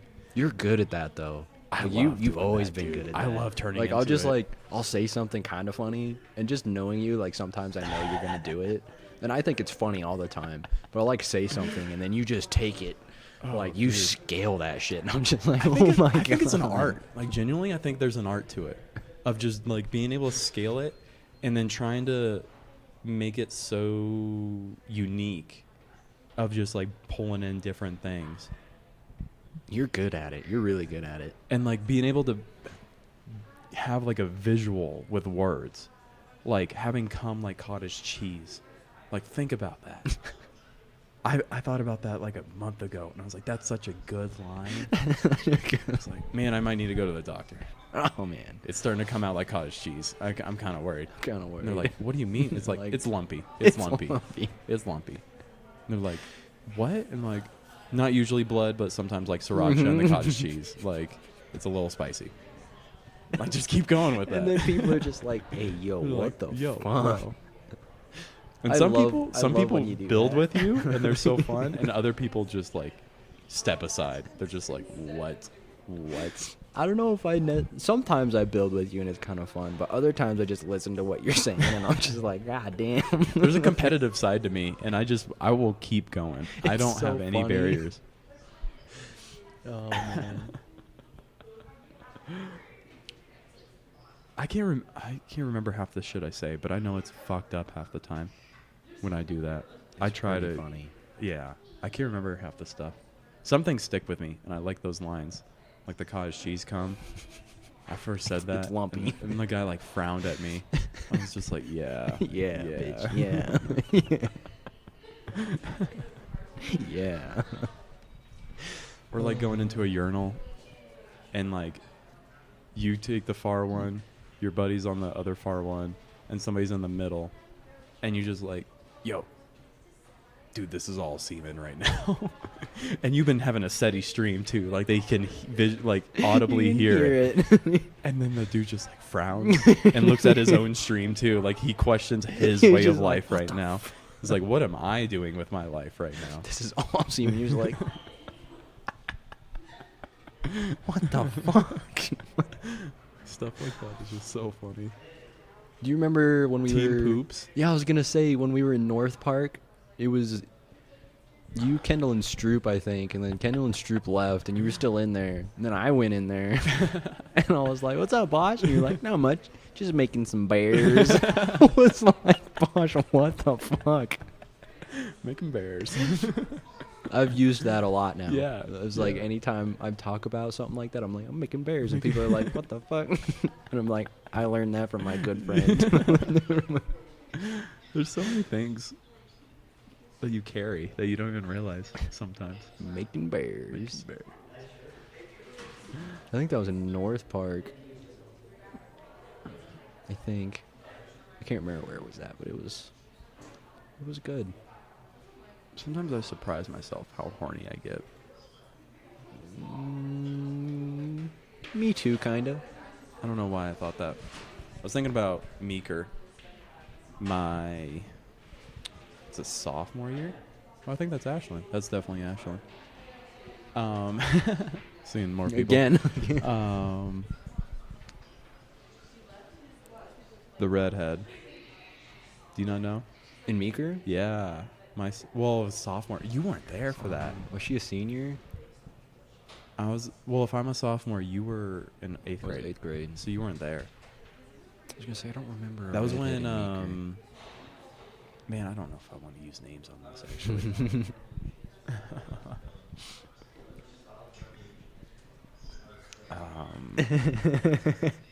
I'm going to write it down. Okay. I think this will be easier than what we were doing. Sorry, folks, for the hiccup, but I don't want to out people. That's not the point of this. The point is to reminisce and look back on good times that we've had without calling people out.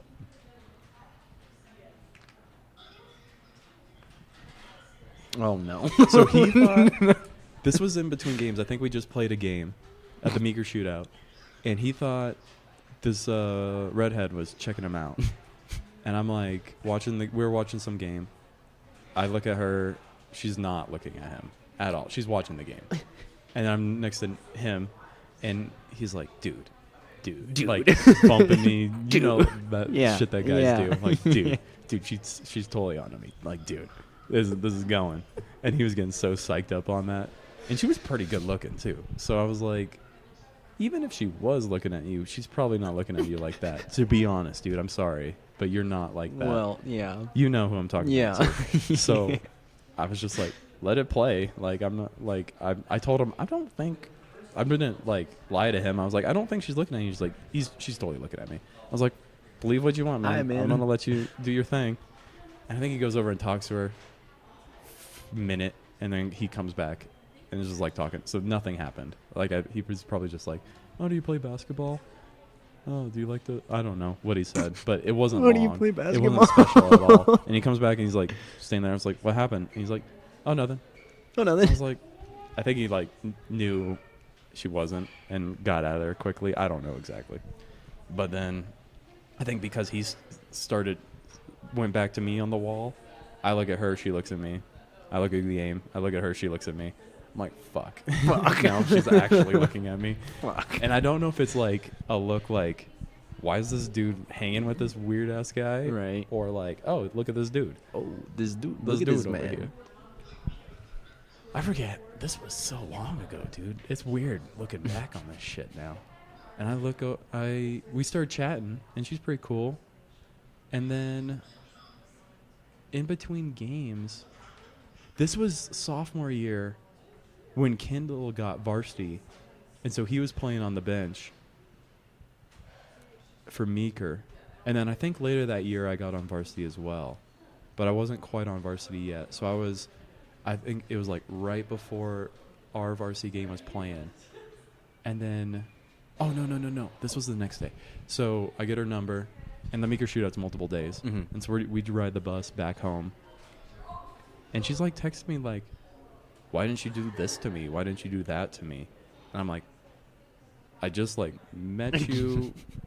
I'm like a sophomore. I'm not that experienced. I have no game. I have very little game at this point. I was like, I didn't even pick up on that if you were sending that signal, but alrighty. Alrighty. Noted. Noted. I will write that down. And thank God it's a multi-day thing. So I come back, and I think I play a game, and I don't know if she watched or not. Oh, she watched. I think she watched. Yeah, she did. Which made me play like shit, because I was in my head. I wasn't... Right. I'm not that good of a basketball player to begin with, you know. I can defend fairly well and sometimes shoot. Like, I'm not amazing, so it wasn't any spectacle. But she stuck around for whatever reason. Maybe my nice ass. I don't know. That's I definitely. didn't have a nice ass back then, though. It was all right. Was it? All right, thank you. It's not what it is now, but. And I think, like, during the guys' varsity warm-ups, there's like that hallway that connects like the second gym that we'd play in that school. Mm-hmm. And there's like all the little classrooms there Mhm. with pretty big indents. Mhm. One of those indents, we just start making out in there. And like, this is at a high school basketball game. So like kids, parents, other players are just walking by as we're like, and I was like, not my first kiss, but I wasn't, it was a high school makeout session, so it was pretty bad probably. Right. And I was just like, what the fuck? I don't know. Sometimes I put myself in positions and I'm like, I don't even know how I got here, but we're just riding this out maybe. We're going for it now. And then I think they weren't quite warming up, because then I go back to our locker room, which was a classroom, you know, Yeah, for the there. way they do it. And Sean had our coach had a quite.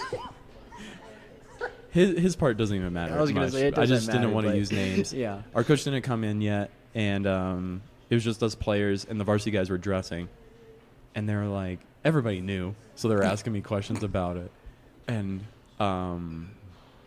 one of the seniors was like, dude, why didn't you like find a classroom or something like that? It's like, oh, I never thought of that. Also, like, have you done this before? Like, what the? And this is like, I'm not Is this a experienced at normal all. thing? I was like, does this happen? I thought this, but I felt pretty badass because like, and she enjoyed it. Like, we were texting still, and I think we sat together and watched the varsity, and she was super cool. But yeah, I forgot you weren't in yet.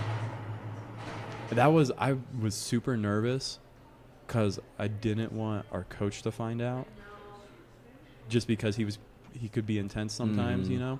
And so, because I think you guys were warming up. And so I in my head, I was like, he's watching, but even if he like, for whatever reason, needs to get water or something, I was like, in my head, like, this is going to be bad. And then,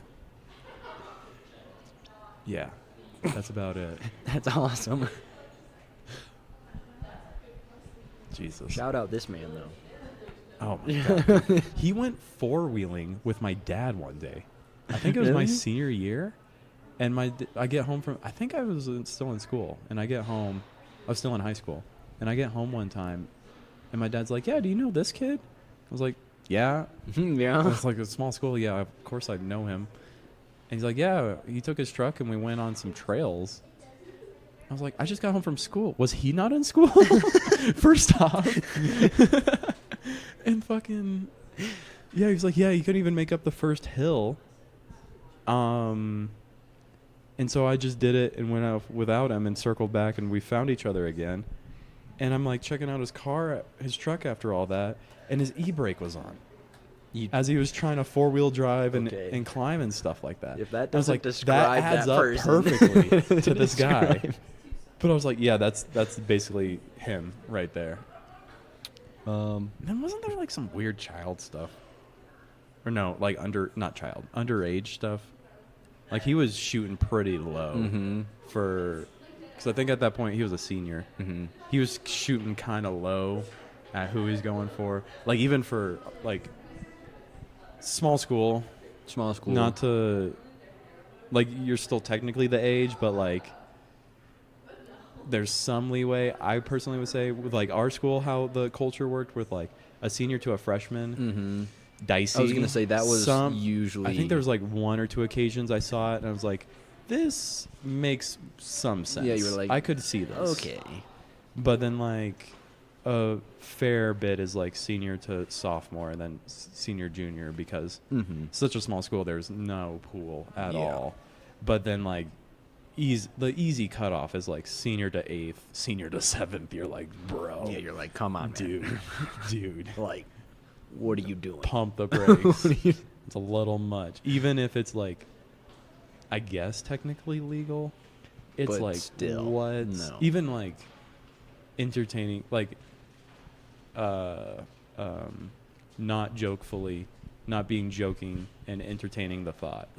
If you're joking, I get like that it can be funny in the right context. Right. But it's like dropping, what is that, 4 grade levels below. And like in most high schools, you drop like, I think probably 2 or 3 at most when you have a bigger pool. Yeah. But I think like There was not even a handful, just a few that I could think of that I can't think of now, but I remember looking back and I was like, that could work. Mm-hmm. I will allow this. Not that I'm the judge, but Yeah. like I could see this being fine with like a senior and a freshman. I would think like logistically it doesn't make sense because one's graduating soon. Mm-hmm. The one exception is Isaac Jonas Mm-hmm. because he married his high school sweetheart. Good Mhm. for him. Good dude. But like that's a 1 in a million chance, you know. Yeah. And I think that was even sophomore, senior. That wasn't even senior or freshman, I think, when they started dating. So, but that's like the cutoff as freshman, I feel like. I don't know. I feel weird saying this because I feel like other people might have different opinions about I don't this. know. I feel like I that think should legally be, it's fine, legally it's fine but like, until they. but it's still like, for me, I wouldn't even have thought of that because like senior, freshman, like they just got in, you're getting out. Mm-hmm. Like logistically, it doesn't make sense. And like, you would hope that it doesn't work out. Because if it worked out, that means that the senior stuck around for 3 years Mm-hmm. in their same hometown, which if you were somebody that graduated high school and stuck in your hometown, no shame on that. But I hope at some point, like, you leave the town and get out of the Mhm. bubble and just experience a little bit. And then you can go back if you want. But to stick around for like 3 years and hang out, I feel like that's a little much. Yeah. And a little bit like isolating and like stunts your growth maybe a little bit. Like I feel like you would hope it doesn't work out so that the senior will go out into the world Mm-hmm. and like experience a bit more. And maybe it's weird though, because like when you get to like, and this is not reminiscing anymore, but I find this topic interesting where it's like when we get into like the 20 to 30 range of for people, or like when men and women marry, it's like what? It's like on average like a 3 to 4 year age difference. Mm-hmm. So it's like that's actually in the range. But I think like in high school it's totally different, you know, which makes sense. And then I was gonna say, like, my opinion on this is, don't. You can do whatever you want. My opinion is, if you're a senior, going. If you're a senior and you're like have a thing for a freshman, I would say like just don't do that. But if you do have strong connections, like wait and be like that's fair. later in the future, like if you still have that connection and you still like you went out and experienced new things and then the other person also went out and experienced new things and you still have that connection, then I would say it's like definitely better. But like when you're in high school and you have Mhm. that, it's kind of it's different. I wouldn't say it's bad because not all cases that's bad, but yeah. That's I just think- that's like my opinion on it. I did the math a while ago, and I forget, and I should probably know the age of my parents, but it's a healthy distance. It's above 5 years, I know. My parents are above 5. I think it's like, I don't want to say a decade. Mine are It's 6 years up there. apart. I think it's like 7 or 8. And like, I was in high school and I was thinking about that. It's like, I'm a senior. Let's say it's 8 years. Can't remember my parents' age though. That's then, she's in 5th grade Mm-hmm. when I'm Okay. a senior. You'll know who I'm talking about, but I'm not going to name names. 'Kay. Their parents are 18 years apart. So when one parent was graduating, the other parent was just being born. I don't know who that is. cradle Write it robber. down real quick. You don't know this? You'll know. I'll probably know. But I was like 8 years still though, like, which once you're 30 and you marry a 22-year-old, that has a little bit more leeway Yeah. in just how our society works. Really? I Mhm. did not know that. You didn't know that? No. Yeah, they're. I think he said it was 18 years. I think his mom and my mom graduated together though in high school. Mm-hmm. Well, I can't. I don't know. They were good friends for a while. It's a. Well, Maybe I'm thinking of somebody else. I thought I had that right though. I don't know, but one of his parents is like 60 now. If you didn't know that. Really? That makes sense, I guess, with the distance. Mm-hmm. He is getting up there. I love that man though. His dad's so cool. I love him so much. But fucking A. But yeah, that's. I was gonna say, talking about the extremes like that. That's one of the farthest ones I've seen. That's a pretty big gap. Mm-hmm. And like again, to each his own if it works, and it seems like it's working for them, you know. So, but that's, yeah, you think That's weird to think about. Is like he was graduating high school when his wife was being born. And typically, like the guys, the guys are gonna be older when they marry Mm-hmm. compared to their wife, right? So, I'd to like me, a cougar wife. would you? Yeah, You'd be a little trophy boy. sure. You could be. You have pool boy vibes, easy, or pizza boy vibes. You got like both pool those boy. vibes. You Pool got boy pool boy vibes. vibes for sure. I could. I mean, not like super, super older than me, but like 6 years, like my parents, or like 7 or 8. I feel like I could do that. Depending on the situation, if I really like this person. But I feel like I wouldn't be opposed to that. And I think it's fine if somebody likes their town that they grew up in and wants to stay. I think you should vacation a bit, and maybe Mhm. travel and experience. Go out and experience things. and go out a little bit. But if you want to stay, no shame on that. Especially if you like it. Oh, yeah. Like if you like it, do whatever you like. Other than maybe like hardcore drugs, often, occasionally maybe. Moderation is key, Yeah. ladies and gentlemen. But I think for most people, they'll be happy getting out of whatever town they grew up in eventually, like Mhm. within a few years of graduating at least, you know. But I could see some people sticking around, and I don't think there's any shame on that, but definitely get out a little bit. This man is so funny, though. In football, He was such a character, dude. my freshman year, we'd always do like the rotations for like scout defense. You'd always do the rotations for DBs. We'd always do like 2 plays on and then you'd rotate. We left him in one day all practice because it was like a strictly offense day to like work out some new plays, I think, that our coach had, because he Yep. had some. He always has Yeah. ideas. So it was like strictly offense day, so we were running Scout D all day when we were freshmen, and he was on Scout D, and I felt kind of bad for doing it because, like, you know how like hazing in quotations goes in high school. Mhm. Seniors are usually picking on the freshmen and all that stuff, and it's like I felt like the roles were just so much reversed in that that was sense. A Because freshman hazing a senior, I was gonna right? say all 3 of us, my little group that we had, Mhm. it was us 3 freshmen, I can imagine like you 3. hazing a senior. And we were like, nah, man. He's like, hey, 3, and we switched. And we were like, nah, man, like, you were only in for 2. We already switched with this one. And then he was like, hey, I've been in like 5. And it's like, sorry, man, I just switched with this one. Here, switch with him in a minute. We left him in all practice. But like, he allowed it to happen. Is the thing, I know. you He was like, dude, I've been in like the whole game. We're like, nah, man, we just switched. No, we like, just stay switched." in a couple more. And he's like, like, we didn't tell him to. He was just like, no, man, like, I just switched, bro. Yeah. Like, You just kept doing a sleight of hand on him. Yeah, that's like par for the course with him, dude. oh, man. He was a little goofy. He was a He was a different character, though. He was No, a different character. He's a yeah. Not like anything bad by any means, but like he was A he little was- naive. I was gonna say he was. maybe. I feel like the best way to describe it is just different. He's definitely different. Like he was unique. He was very Mhm. unique. A little silly, a little Mhm.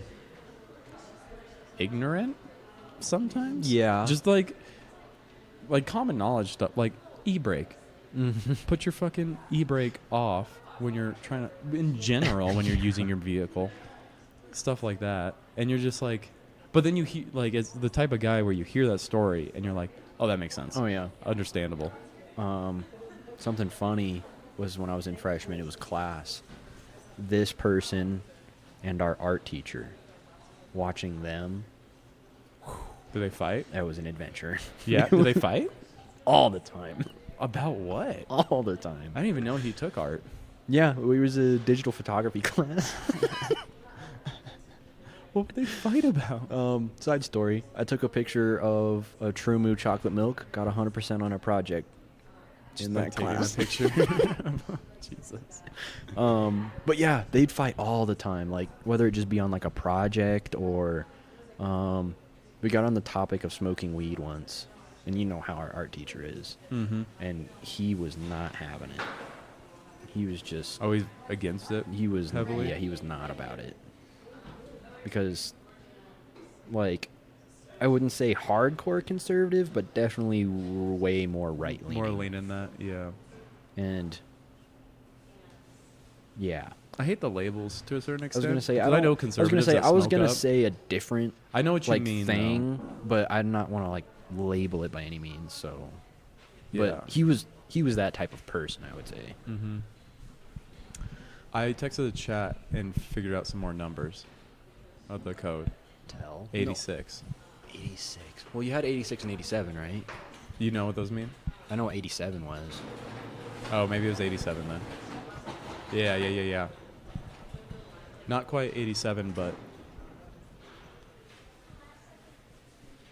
definitely a 2. Yeah. Anyways. Yeah. Yeah, he was a character. He was a big character. Which, like, I wonder where he's at these days. That's the thing. That's a funny thought, you know. Some of the people we grew up with, like, thinking about where they're at in life. And because some I don't have on social media and some don't post at all. Mhm. So you don't get that insight sometimes. I post a lot of shit. So I feel like people, whoever's following me, can tap in a little bit if they wanted to. I do. You tap it. Well, we're talking right now. Oh. But like some people in our class, in our school in general that have graduated just don't post at all. So you don't see that. And sometimes, like when I'm bored, I think I'm like, what are they doing these days? Like I don't think people peg me to be at CSU and all the shit I've done, which is fine. I didn't. So I wouldn't peg them to do whatever they did maybe. So it's like, what are they up to? I don't know. What, they don't do a 5-year reunion. Is it a 10-year I reunion? think it's usually 10 years. So when I'm 28, so I still got If 6 you even years. do it. Our school like usually never does it. Oh, really? Because we're so small. I feel like You our- need somebody to like head it up. I feel like some of our class is probably going to do it because we've talked about it. Like when we were still in high school, we were like, "Yo, we need to come back together for like a reunion." I'd be down. I would love to see everybody.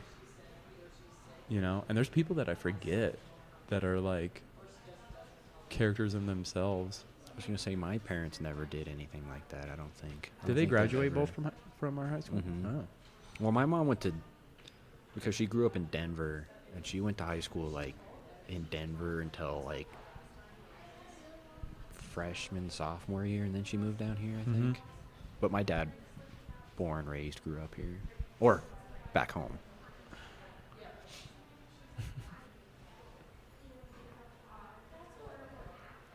High school was such a weird time.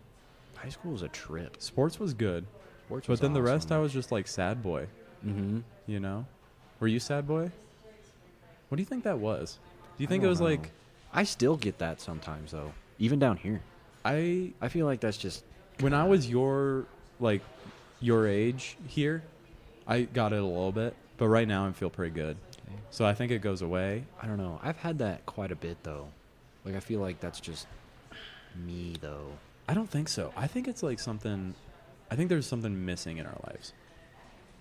And by, I don't know if it's connected, but by getting out of high school and getting out into the world, like at least I guess I can speak personally, I've gained something.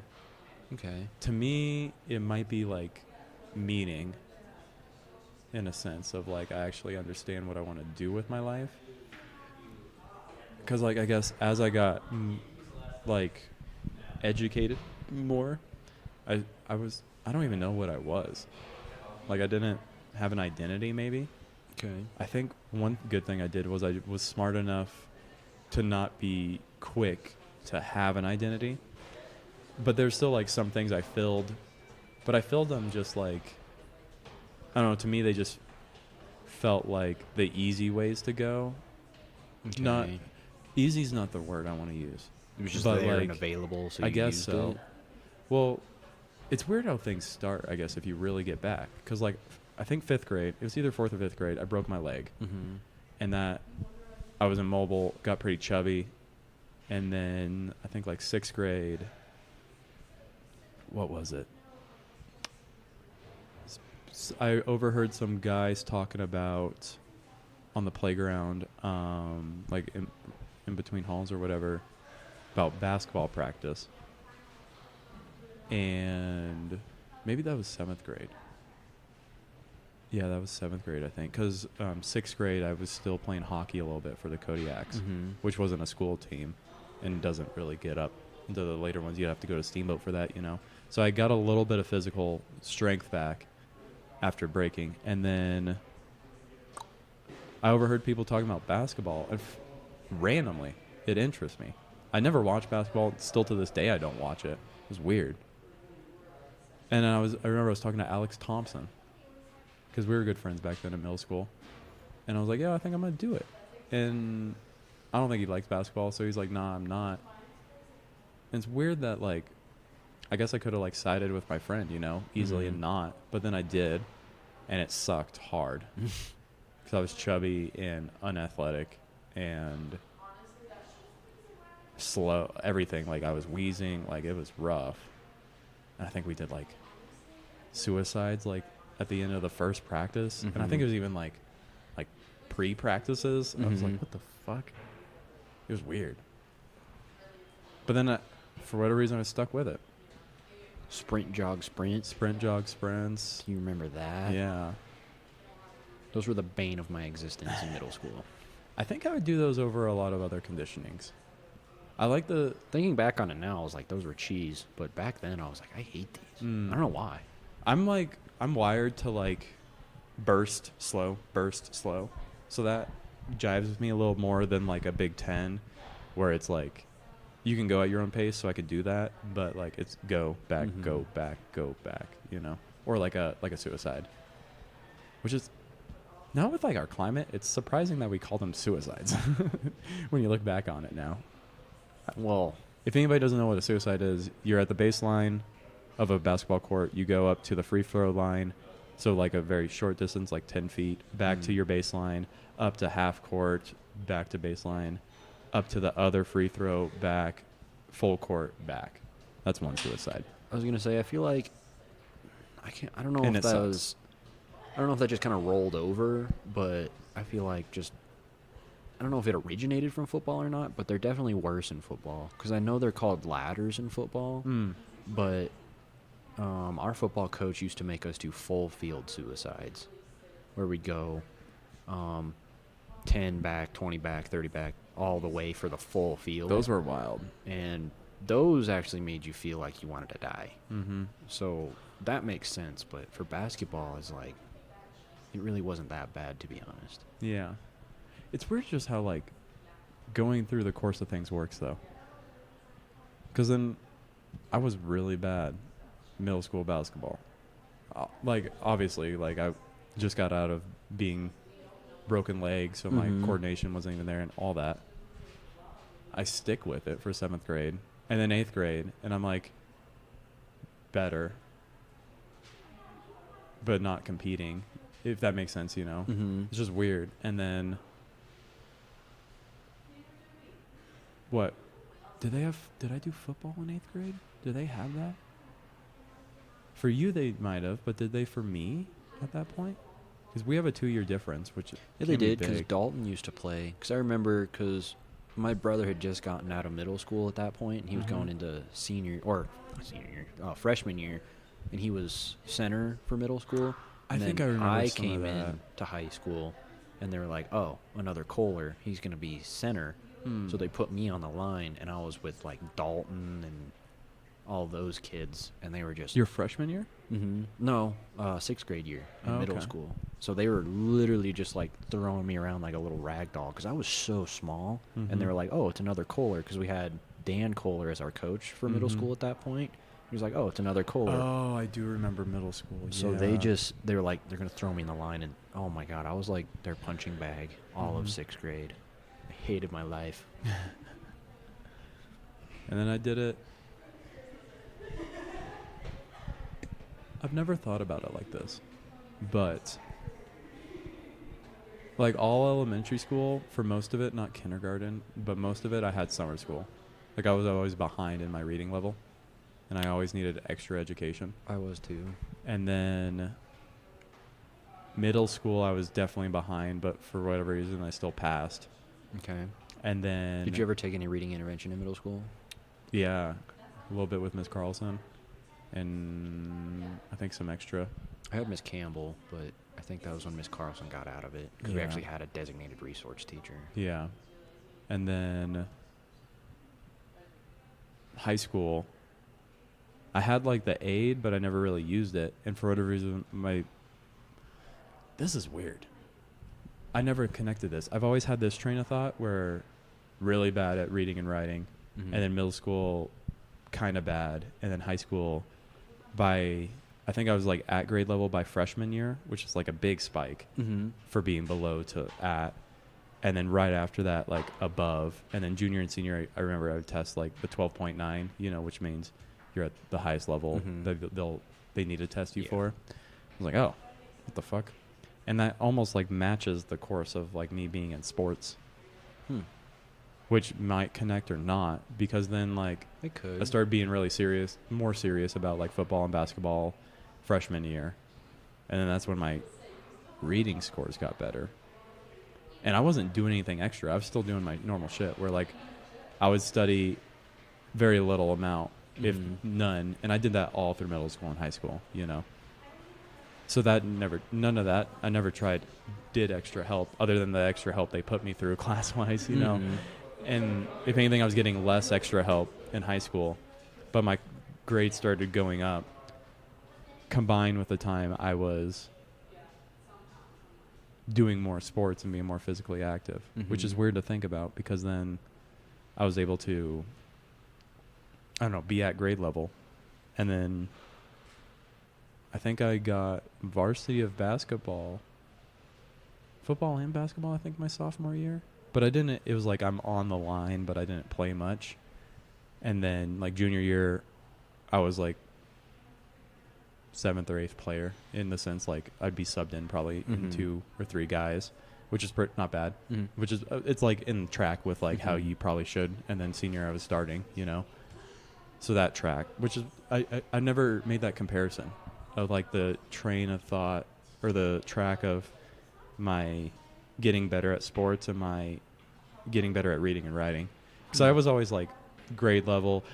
Elementary school, I was way above what they were teaching there, dude, which isn't much. But I thought looking back on it, I always think it's so funny because I was going wild. The teacher did not, I forget I can't remember if they liked it or not. They were just like confused, I think, because we were just like doing normal shit like 5 plus 8, 6 plus 16. And then I was like, oh, but there's these, like I was always a next course ahead. And so I was like, oh, there's negatives or minuses. Mhm. And I was like, this is elementary. I don't know why. And then I was like, teacher, what happens if you have 4 minus 5? What happens to it? And they're like, oh, you just put a little negative by it, and you go backwards, and it's -1. I'm like, oh, shit. Oh, shit. So I'm doing like 8 minus 16. Yeah, motherfucker, go. -8. Feeling like boss, dude. And then fractions came, and that kind of fucked me. That really walloped me. Really? And then that's when I started to be at grade level. When it actually when fractions came in. God damn it. That's when I was like, what is this? But dude, subtraction, I was there. That was my shit. Decimals I handled. Decimals were easy. But then fractions got me. I hated converting. Converting was kind of tough for me. I quickly picked up decimals. I was going to say I could do decimals, I could do fractions, but then when I started converting, I don't know why that was kind of tough for me. So it took me a minute, but then I actually got into it, and I was like, okay, I understand this. I wonder if the people are laughing behind me because I just ripped hard ass. I just farted so hard. I didn't even hear it. No, we got the headphones on. I wonder if they're laughing because of that. But anyways. But yeah, I mean, for me going through school, Oh, it stinks. I'm dyslexic, so my reading has always been. Did you get tested? good God, is awful. I never got tested, but I wonder if I have it. I never got tested, but I know I do have it. Okay. And my parents are like, yeah, you're dyslexic as shit. Just a little backstory of how I know, even though I haven't been like certified and like tested for it. Mhm. I do it all the time, but it's not just like English. Like when I'm doing math, sometimes I mix up the letters P, F, and the number 2. Whoa. So sometimes when I'm writing, like for English, and I'm writing a word and it's like a P that needs to be there, I'll write a 2 Really? in the word. And then sometimes when I'm doing math and I need a 2, I'll write like a P or an F, and I'm like, the fuck am I doing right now? I have a lot more ones that are like more common, like B's and D's, Q's and P's, and all that stuff. But I do that all the time. But it's PF2 is interesting. I was gonna say I'm pretty dyslexic, so reading was always a hard thing for me. I was always below in school, no matter what. Elementary school, I was always in like interventions and stuff, like trying to get me better. Going into middle school, everything else was really easy to me, and it just came like super easy, like science, math. History I didn't really enjoy, but I could do it. But English was always the hardest for me, just because I could do it, but it was just harder for me. Because I'd always mess up at it, and I was just like, I don't want to do this. Mm-hmm. Going into middle school, like my math and science scores were always super, super high, but I was always below average in reading and writing. But everybody always looked at that and was like, oh, this is a really, really smart kid. Because I was like going into high school or like 8th grade, you could take like the upper advanced level classes, like going to Algeo 1 in 8th grade or whatever. They gave that option. Yeah. And like super science or whatever. I was in those, so everybody's like, oh, like he's really smart and everything. But my reading was just awful. And that carried all the way through high school, which sucked. Mm-hmm. But I feel like that was just like a big thing. I don't know if that really rolled over in sports or anything, but I feel like sports came pretty naturally to me as well. I started in like 5th grade, a little bit younger than that, for like basketball, like the Little League basketball and Little League baseball and everything. And I always hated when someone was better than me, per se. Mm-hmm. Like, maybe they weren't better than me, but I thought they were better than me. And I always hated that because I always wanted to be, like, the best person out there. So I'd always make it, like, a goal of mine to be better than everybody else that there was. Mm-hmm. And that kind of carried through middle school. But then in high school, when I, like, looked around and I was like, okay, like, I know my skills are better than almost everybody. I was like, I want to keep that, and I don't want anybody to ever surpass me. Mm-hmm. So I'd always put in so much extra work on the field or on the basketball court or whatever the hell I was doing. I'd always put in so much extra work so no one could, like, surpass me, per se, even though I don't know if I ever was the greatest on the team or if I was better than people. But in my own mind, I was like, I don't want people to be better than me, per se, I guess. So I feel like that was a big driving motivation for me, because I always wanted to be the person to like count on. Like if someone needed something done, they'd come to me so I could do it. I always wanted to be that person. Yeah.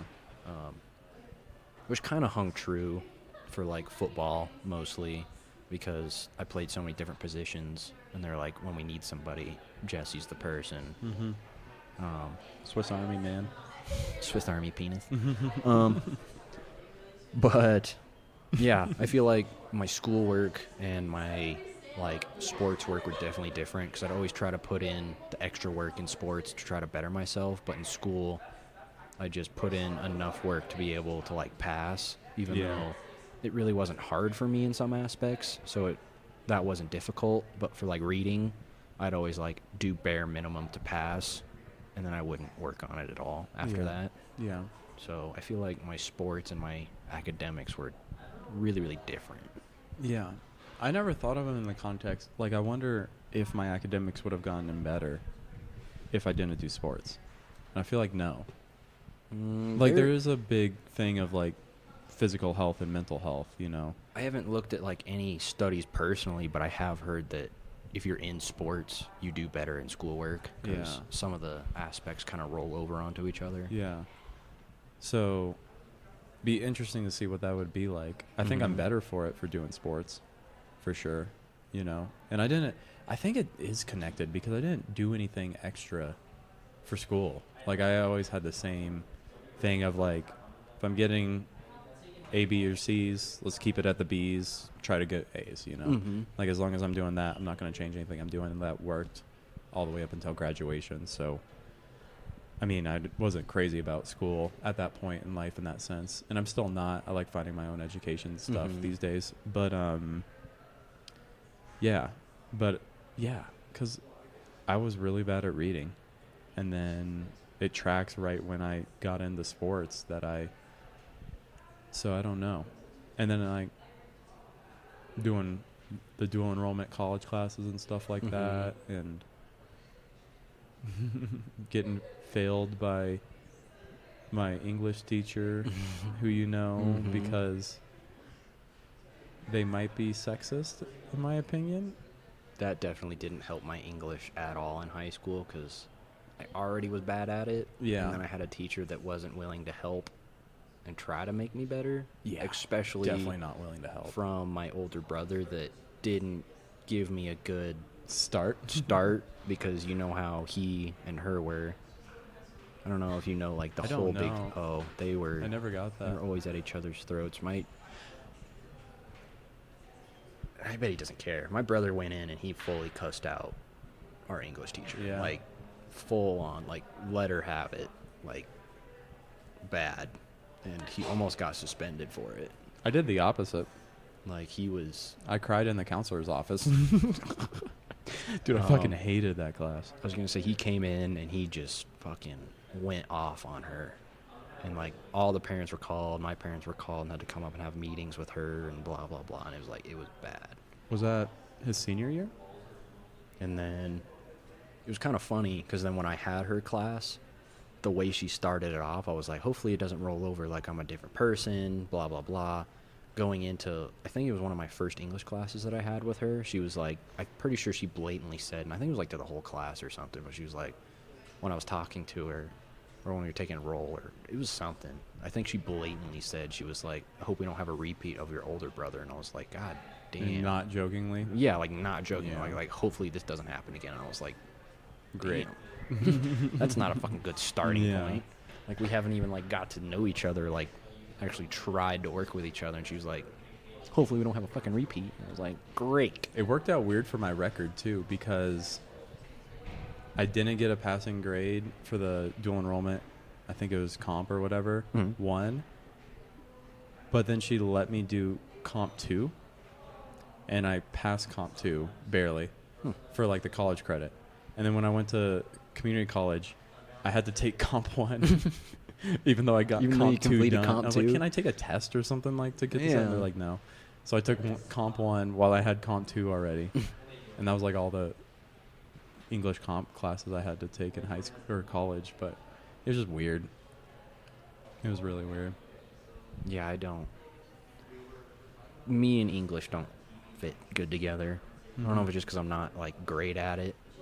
I mean, I'm fine. Like, I think I got to grade level in high school for like reading and writing, and I can do it just fine. Mhm. But like when I read out loud to people and I mess up, I feel like it hits me differently because it's like when I read in my brain or when I write something out and I mess up, I know how to fix it.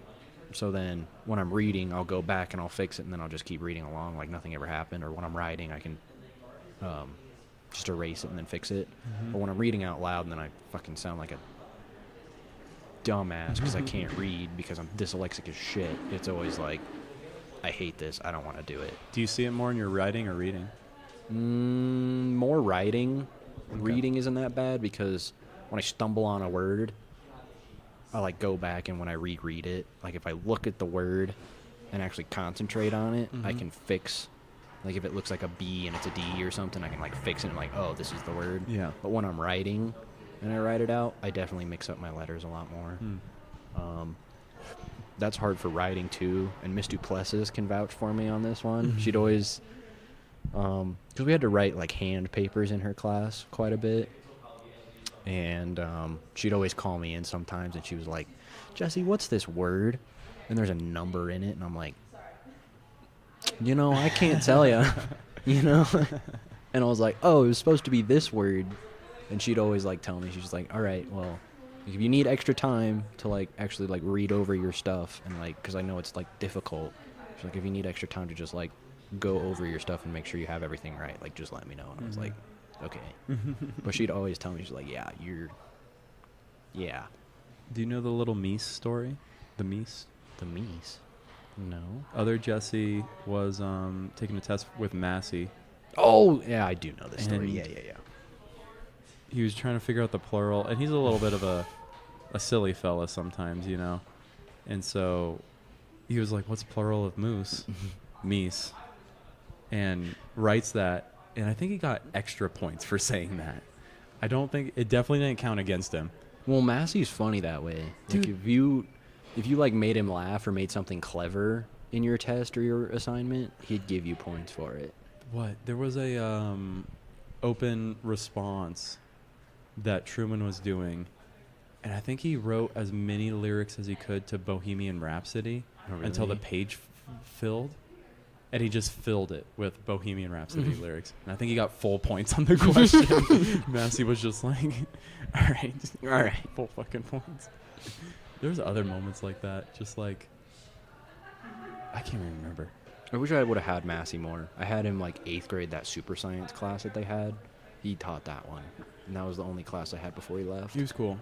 He was really cool. He was a sailor. Mm-hmm. That's wild. That's why he left. He was like, I'm done teaching. He's like, I want to go sail, go around sail. the world. And I was like, Dope. it's fucking awesome.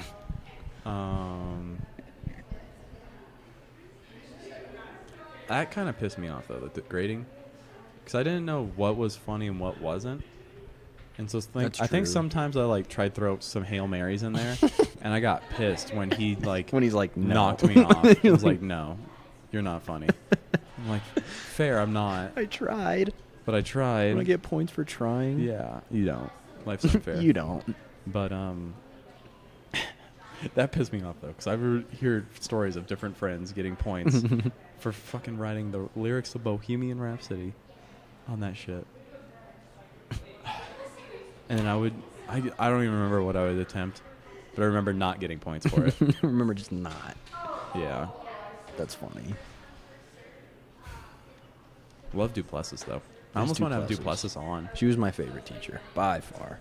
Well, no, that's hard to say, because Miss Peasley, I loved Miss Peasley was great. I feel like I liked Miss Duplessis as a teacher more, and I liked Miss Peasley as a person more. Because Miss Peasley was a good teacher, but I feel like I just connected more with her as a person over a teacher. Because I feel like I'll tell you, Miss Duplessis' class was one of the hardest classes because she taught history, and I was terrible at her tests. Like, I got a C almost every time, but all my other grades were an A in, like, everything else we did, like the fishbowl and Socratic seminars and all that stuff, and I got an A.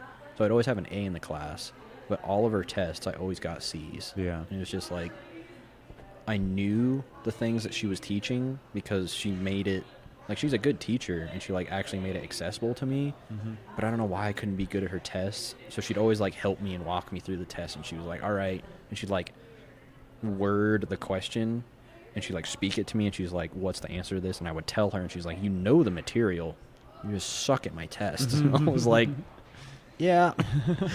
And I was like, the way she does it, she says, pick the most correct answer, and I second guess myself a lot. Yeah, So I feel that like gets me. that's why I was always bad at her tests. And she was like, don't think about it. She's like, here's the question.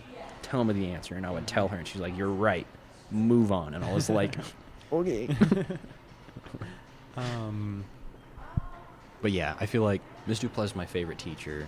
Miss Peasley is definitely, I connected with her more on, like, a personal level. So I'd always go hang out with her, like, in off hours or something that I had. I'd always just go chill with her. With Peasley? Mm-hmm. Yeah. It was tough for me. Those are all both great teachers. But I got close to, like, Jamie Dahlberg and Megan. I was never close with Megan. I never really saw her a lot, but I was pretty close with Jamie. I was her teacher aide or whatever. Oh, really? And then I'd sometimes, like, bounce over and say hi to Jamie.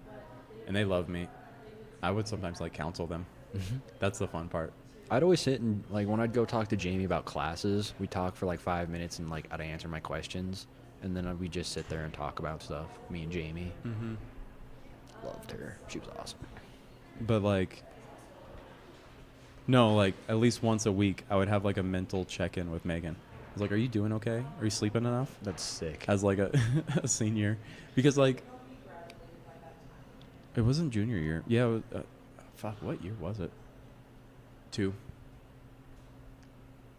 Yeah. I can't remember. It was either junior or senior year, but I got referred to go see Megan, and we talked a bunch and straightened some things out. And then I was like, "Yo, I like what you guys do. Can I like shadow more and see what that's like?" Mm-hmm. So like, yeah, sure. And then I became her teacher's aide. I actually sat in on some counseling sessions, which I don't even know is allowable because I didn't sign any forms or anything like that. But I'm chill where like I'm not gonna out secrets and stuff like that. I forget who I Yeah. even sat in with. I think it was with like dealing with middle schoolers. Mhm. Actually, I remember who was in the Well, room. were you part of the STAR program that they had? No, Oh. I don't even know what that is. It was Megan and Jamie would hand out like the applications to like actually counsel middle schoolers when you're in high school. I don't know if you had this, but they like actually took seniors that were like, we know you're pretty confident in what you're doing, and it's like we think you could help out middle schoolers in life. No, it wasn't that. Oh, I was gonna say we got the opportunity to do that. So I don't think they had that when I was a senior. But my thing was like I actually got to sit in on them talking out with somebody else. I think like people understood that I was like a fairly nice and even dude, so they were fine with me being in the room. I feel like you might have started that then, I could have. because they were like, oh, like maybe we want Bosch to sit in on this, and was like he's actually like might be able to help us. I think you might have actually started that, to be honest. That's funny actually. I didn't even know the start. I think the start program came after my class. I think you might have actually started that then, That's because wild. you would like they would actually pick like individual seniors. Like they didn't want to just give everybody Yeah. every senior. They would pick out individuals. The ones like, that could handle it. we know you, and it's like, do you want to do this? So Mhm. I think you actually might have legitimately started that. Inadvertently, I didn't mean to. I just I wanted mean, to sit in. yeah. It's funny though. And then I don't know if Jamie was. I don't think Jamie. I think Jamie came mid-year. I think this was my senior year too. And then I TA'd, and then Jamie came in. I would sometimes bounce over there, and I always like check in on Jamie. I'm like, "You doing okay? How's your dating life?" All that stuff. After I was like, "Yeah, this girl's being mean to me," stuff like that. Yeah, that was funny. I don't know. Like I don't know what it is. It's like having these things inside of you that you have to discover maybe. Like my ability to like I like to listen and can hear people out. I think I have a fairly good ability with that. But then like learning I'm actually am good at sports. I was just fat and getting off of rehab for a broken leg. Stuff like that, you know, that then Mhm. translated into being I don't know. It's weird, like, my screensaver right now is Inster Cleanus Invenitor, which is an alchemic saying that translates to it's found in the filth, or what you most want to find will be found where you least want to find it. And I don't know, I never felt scared to join sports, but I definitely didn't get into it and it was easy. I got in and they were shit and they were hard and I was slow and I breathed heavy. God, I remember my first actual basketball game. It was down at West Grand. And we conditioned, but like the actual pace of the game, I remember like everybody would be playing ball and I'd be running back down. And there was a few occasions that the ball would already switch. They would go and I'm like, fuck. And I was basically doing down and backs, it felt like. Mhm. Like it was bad. I remember that day. I remember we got home and it was a beautiful day. I think my brothers had a birthday party up the road that same day. But I remember getting back and like just being dog tired.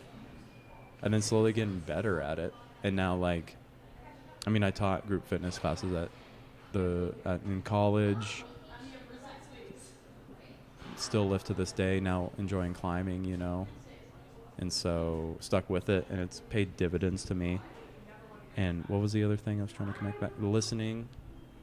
or just like, because I thought I wanted to get into like counseling and stuff like that, or social work.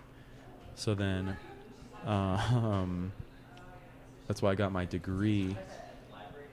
And I think that's why I like this, is I get to hear people's stories and talk and just chat up. And so, and I guess to connect that, circle that back, like I always hated talking to people. Like I was like just talking. in general, yeah. Like there was one-on-ones and like people I got rapport with and knew and liked. I could talk to them easier, but then like talking to girls was hard, and talking to guys I didn't know was hard. But so then getting better at that, now I'm trying to like break into the space of like professionally doing that in a sense, you know. And these days I'm a little bit better at talking to girls, you know, which helps just in, like, even if I don't have a interest in them, being not scared that they're of the opposite sex like we do as guys, you know, because you, especially if you see like a really attractive girl, like it makes you nervous no matter what you do. And so being able to like, and what I learned is just like, it sounds like so cheesy, but like we're all human.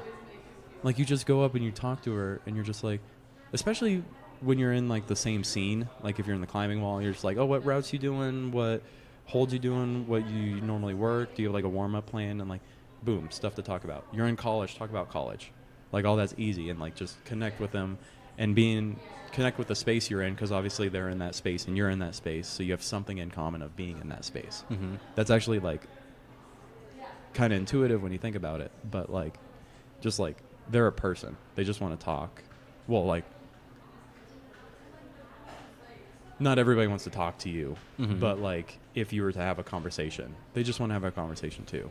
You don't have to like try to prove anything to them, or try to be flashy, which is usually like a turn off, especially right up front and stuff like that, you know. So just like talk to them, which is explanatory. Like with lifting, just like lift stuff, get good at lifting that thing, then lift a slightly heavier thing, Mm-hmm. and then do that maybe in different dynamic ways and get better at that. And talk a little bit, listen a lot, talk a little bit more. You know, like we complicate these things, I feel like, you know, we really complicate them, and then look into what it actually takes to get good at it. And it's like, well, do it. That's the thing. Right. There was like a liner the other day, and I was like, before you like assess if you're bad at something, like assess how much experience it would take to actually be good at it, you know. And so how long have you been doing it? Mm-hmm. And so, yeah, that's my tangent. I have a full bladder right now, though. Are you gonna go pee? I might pause. Yeah.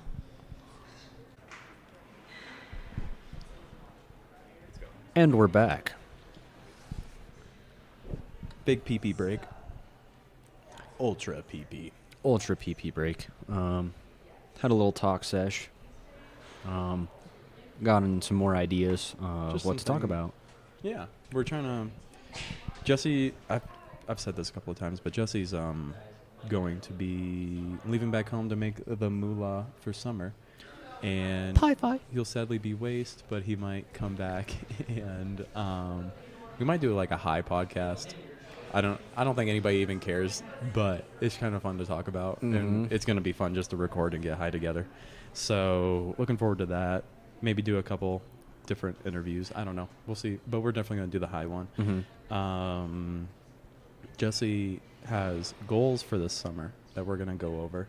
And this is actually kind of cool because it's kind of going on record with your goals. Mm-hmm. So I was gonna say the 3 people that listen to this will keep you accountable. having this and then kind of showing like my whole When you come strides back? when I come back. I feel like would be nice. And we could do another podcast on that if you wanted to. You just know, like Sober what I did. October that like Joe Rogan does? Mm-hmm. I want to do something like that. I don't drink much in general, though, so I feel like we should, depending on who's in. So we're gonna get absolutely blasted from here on out, and then The night before, I'd be down, like one final send-off. And then maybe a month of, like, serious, like, sobriety and almost like, I think of it like a month of purity, just a brief purity, like not totalitarian purity. Yeah. And it's like we give up. We can talk about that later. That'd be fun to get some friends on, and like they usually sometimes they tie like you have to do like a yoga and a strength class once a week or something like that. We could tie certain things to that if we wanted to, but we could do that later. 87. 87. Golly gee willikers. Crikey. Crikey, man. But yeah, we could talk about that later. Jesse has summer goals he wants to go over. Okay, so to begin with, I actually have this on my phone. Okay. Dude, I went hard the other day when I was thinking about this. Do you think a journal would be helpful for you? This has been so helpful to have for me. It's a little different than the phone. When And I I- have notes in here. I usually just do it on my phone. I feel like a journal might help, but when I have the instance of thinking of it, I don't really have the drive to like pull out my notebook and jot it down. Well, I guess I kind of do because I put it on my phone. I feel like it's more of not like keeping a journal about it, but just making a note of it so I don't forget because my memory's awful. That's what helps me with this, is I write things down, and if I get ideas from somebody else, I write them down and keep them with me, or my own. And then also write my to-do list. I might try that. I might try a journal, but I've always just done it on my phone. But for summer... Take the toothpick out of your mouth. Oh, sorry. For clarity's sake. Ugh. So many people just like quivered. Ugh. Yeah. That was just you. I came a little, actually. Yeah. Yeah. Yeah. But for more lifting, I feel like I've kind of been hit or miss here lately. I think it might just be a little bit different because I'm kind of stressing out about finals. It's kind of the end of the semester for me. So I've been studying like crazy, trying to get last minute assignments done. So the gym, it's always been there, but I feel like I've just put, I'd say, less of my effort and my energy towards the gym as of right now. So when I was going into it and making this kind of checklist for just the working out portion, I was just going to focus more, because when I go back for summer, the big goal is just to make money, because I'm going back getting a job. So the big goal is just to go make money this summer, honestly, just work and basically just make money. That's it. Stack it up. Yeah. But as of doing that, I want to put most of my energy into working out, but doing it in different ways, as of not just lifting. I'm going to put most of my energy into just kind of doing more of everyday activities, I would say, that aren't everyday activities for everybody else. I want to hit my lifting hard again, bring that back as of what I was doing earlier. But included with that, I want to do like a hike every day up to the mountains or something, wherever I want. Like Every day? Like daily. You're going to do that on top of working and lifting? Mm-hmm. Does that seem a little much? Not really. Okay. It doesn't have to be daily, but Okay. just more, I would say. Okay. And Because like daily's a then- lot when you think about. Yeah, it is. a Well, day. what I was thinking, like, as of like a hike, it's not like a huge big hike. Like, I want to do one of those like maybe once a week, like as a like flat top mountain. Mm-hmm. For those of you that don't know, I have a tattoo of my favorite mountain on my forearm. Yep. I would probably do one of those hikes like probably once or twice a week maybe. But as of like just a hike to get out, like walking my dog, just like going out for Oh, like a walk. like an hour, Oh, okay. doing something like that. Okay. But make it kind of like a hike, I would say, but just more of getting out and doing that kind of stuff. Okay. I want to incorporate that as to not just like running in the gym, but then also running in the gym. I want to bring that back because my cardio's kind of been pretty shitty down here, I would say, because I really don't run all that much. I still play basketball and stuff at the rec sometimes, but that's not a very prevalent thing of what I do very much anymore. So I kind of want to bring that back, kind of just like tone myself back into what I used to be doing in high school as of doing basketball practice. I was running, honing in my skills of everything, and lifting. So I kind of just want to bring that all together, bring that back. Do that all along of making money.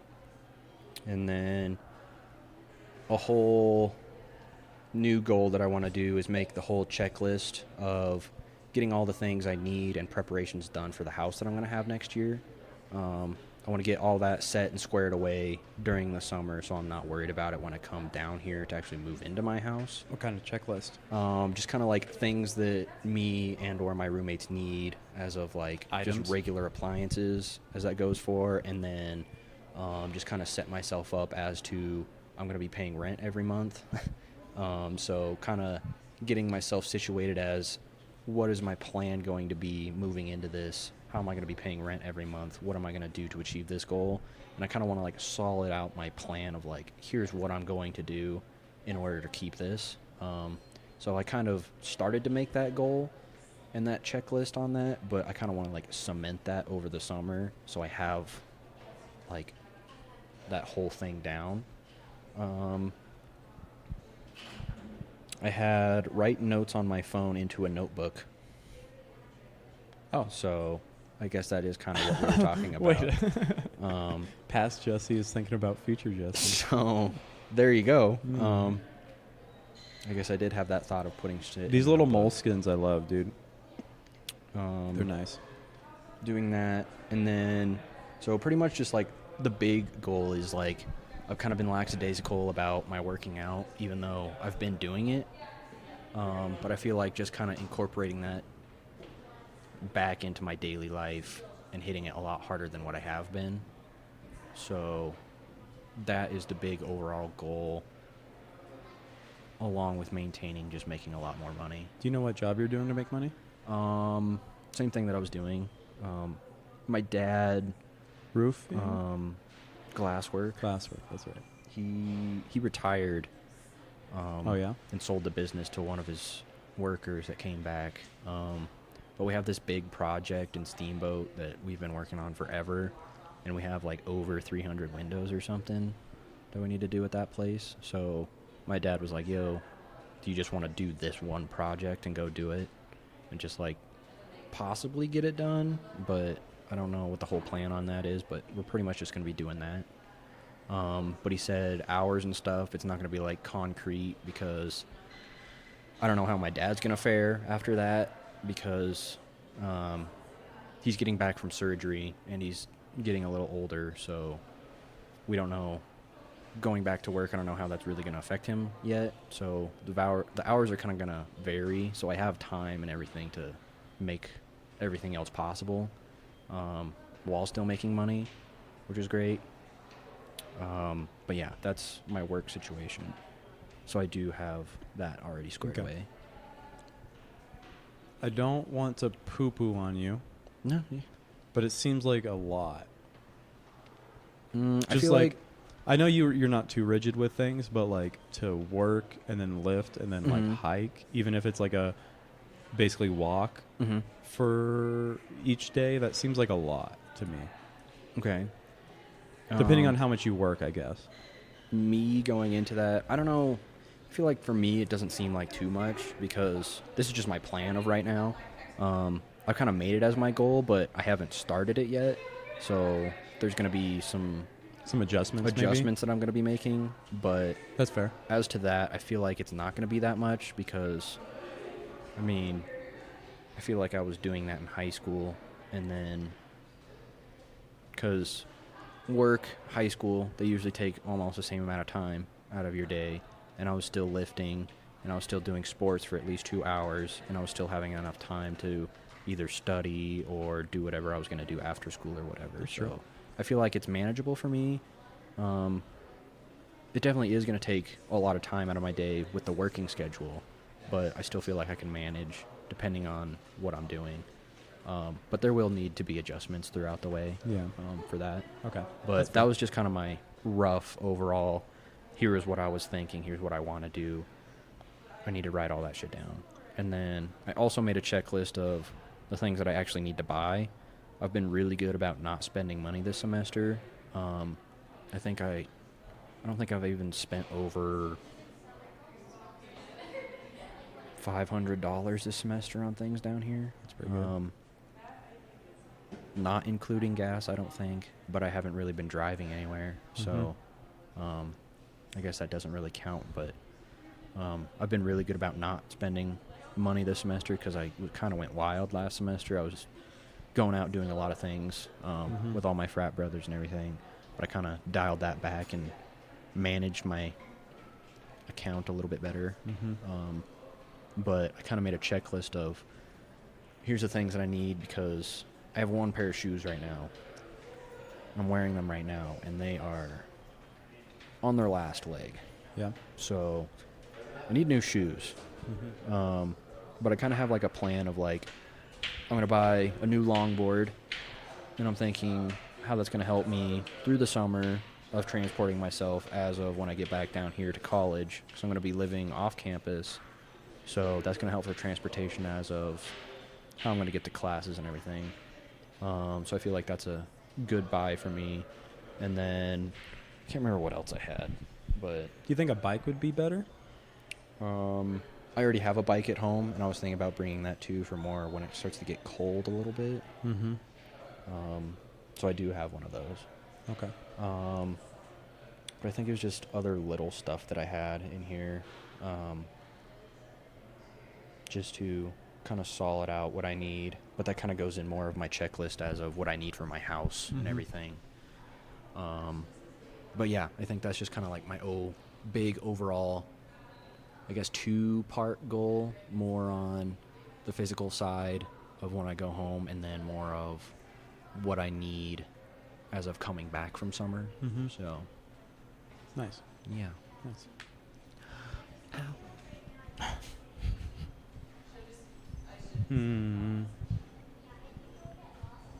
I have many thoughts, actually. Lay 'em on me. My new, not crazy favorite, but newfound acronym that I like is NCT, the new current thing. Okay. And it's kind of like what it's referring to as the wave of like media on just different events. Like the new fad, kind of? Yeah. Where it was like COVID, then Ukraine, now abortion. Okay. You know, like it's just these waves, and it's like an inadvertent pressure of like you should care about this however you care, like from both sides they kind of push it, you know. And it's just like this was like the tensions in Ukraine were already before any newscaster talked about it, you know. The talk of abortion was still going on before the big draft came out. Like all these things were still going on. So this new, I'm using air quotes on new current thing, is only new in the sense that the new part of it is more people are talking about it now. Okay. You know, so, and I get hesitative on people that hop on the new current thing, whichever side you are on, because to me it sounds like you're trying to leverage it in different ways to help yourself than you actually care about the problem. Because if you did care about the problem, then you would have been talking about it before it was the new current thing. Makes sense. And so then I'm like, why do you have a new interest in this? If you had a genuine interest in it, you would have been talking about it before. And when it goes away, you would still be talking about it instead of just hopping onto the next new current thing. So I like it as just a word to describe whatever new current thing we're in right now. Right now it seems like it's the abortion thing. And as the news cycle goes and everything like that, to me, it seems it's a couple weeks, couple months, a new current thing will hop on. And there's like other micro new things, you know, that pop up, like micro news. But then there's always this like big overarching thing. Like there's YouTube newscasters I watch that the end portion of the back of their video almost is like a new current thing slot, but they don't talk about it as that. But like for weeks it was Ukraine information, which people should be informed, but it was like, now we're caring about this, you know. And then it was like information on the legislature of abortion rights right now, and then it's going to get replaced by the next new current thing. And if you just ride the waves, then we're not solving anything. We're just getting frazzled about it, you know? Or trying to, I feel like some people try to leverage that for their own usage, for better or for worse. So I really like that word as just an identification of the new current thing. I honestly don't know what's going on with the whole abortion thing. Are they trying to legalize it, or Do you not know anything? I haven't really Okay. heard anything about that. Honestly, I think, they should be off the record. what too. day is it? Monday?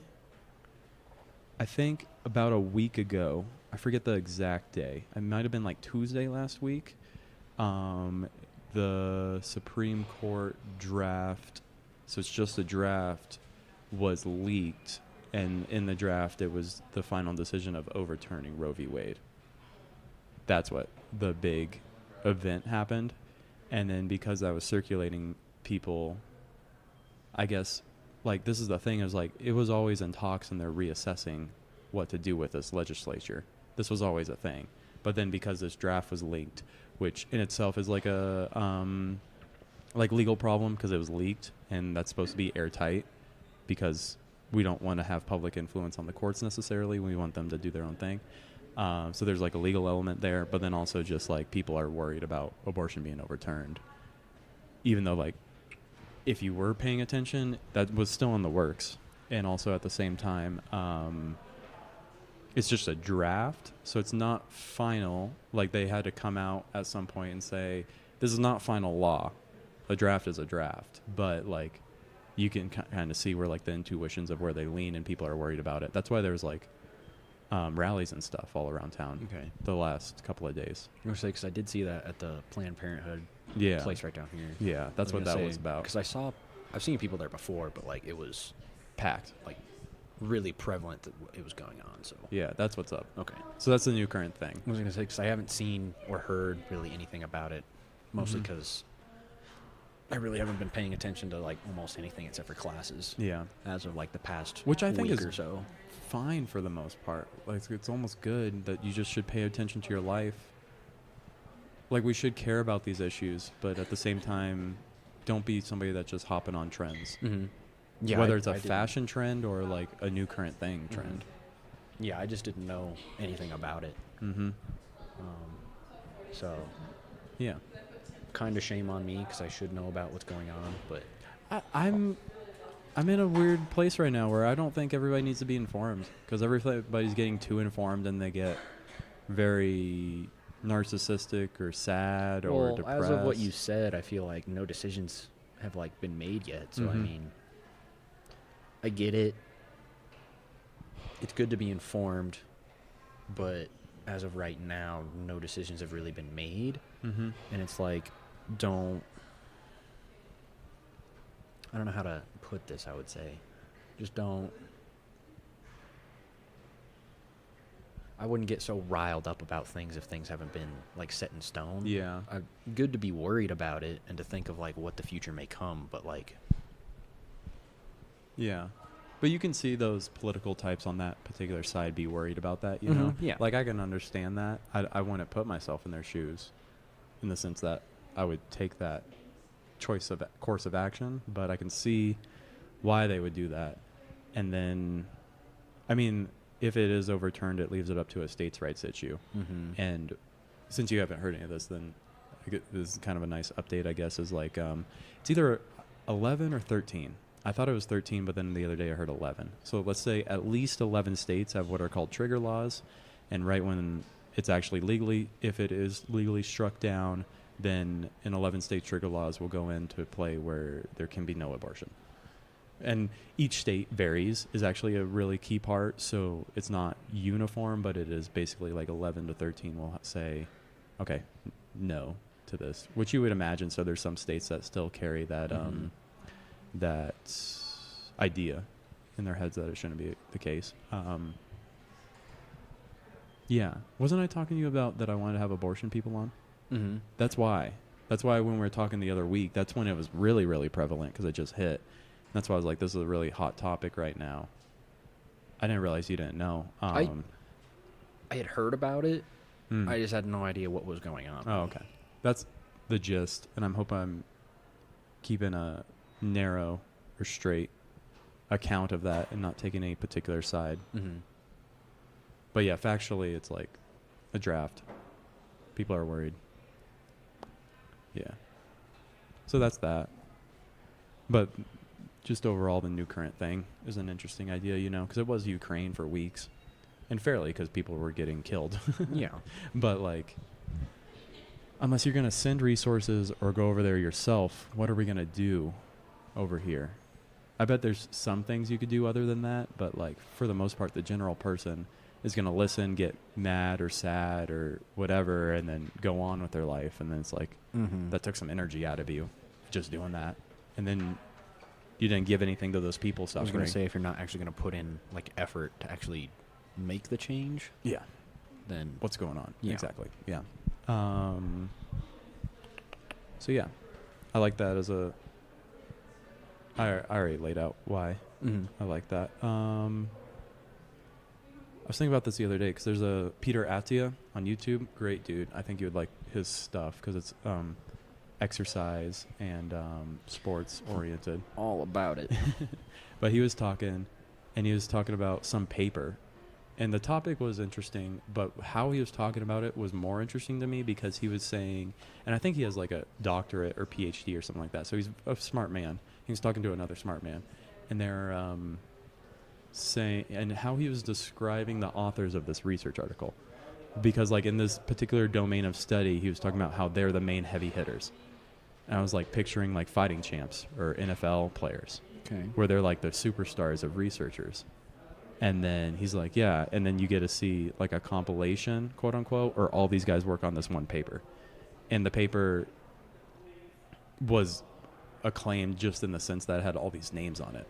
I was like, what if we just had a slight cultural change where like instead of being excited when something like Tyler the Creator and DaBaby and fucking Kendrick Lamar put a album together or something like that, like some big names, we'd get like, I'd get hyped on that, like to just see random big names come together, Kind of like the Super Bowl. yeah, like the Super Bowl, like get super hyped, exactly, get super hyped at big names of researchers that are doing good in their field.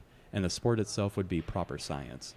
Okay. And actually in this case it's interesting because the paper didn't actually have any groundbreaking conclusions necessarily. It had interesting conclusions, but I think that's what's cool about it, isn't the like environment of science is where you uphold the scientific fundamentals. And so when a lack of information or no good information is presented, you say it.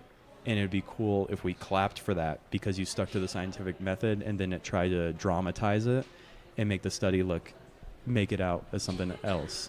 Because like there's been, like you get sometimes like news people talk about research articles and they try to glamorize it. And you're like, whoa, this is really the case. And then you read the paper and it's like a fraction of what they actually promised in the news article because they're trying to sensationalize it. That's the word I was trying to look for. So it'd be cool if like we clapped when they upholded the scientific method of like, we didn't find anything in this study, and then we're like, yeah, we're happy you guys got together and researched this, you know, because like the study itself would be like the game, and it's just not the same because you get to watch a football game and everything like that, or watch two people fight, but then that would be reading a research article, which isn't as exciting. But I was just thinking about it as like a cultural shift of like having our scientific leaders that actually uphold good science idealized as we do sports all-stars, you know, because that's just like a cultural mindset shift of like what we value in the sense. And I'm not saying we shouldn't value sports necessarily, but like if we shifted it more onto that, what would that be like? It'd be kind of cool. Like if you got together every Sunday night for the new APA drop of some meta-analysis, you know, and you were like, yo, dude, Matt Thompson's on this fucking paper and motherfucking George Contell. I'm making these names up too, by the way. These sound like real names though, right? Yeah. And Eric Bukahara is fucking on this paper. Like, this is gonna be a good thing. Let's all get Mhm. together and drop it and read it together, or something like that. Like, that can happen. It's just not. And I understand it's not, because it's not as fun or sensational. But like, I was just like picturing a cultural shift in my head with that. I could see that.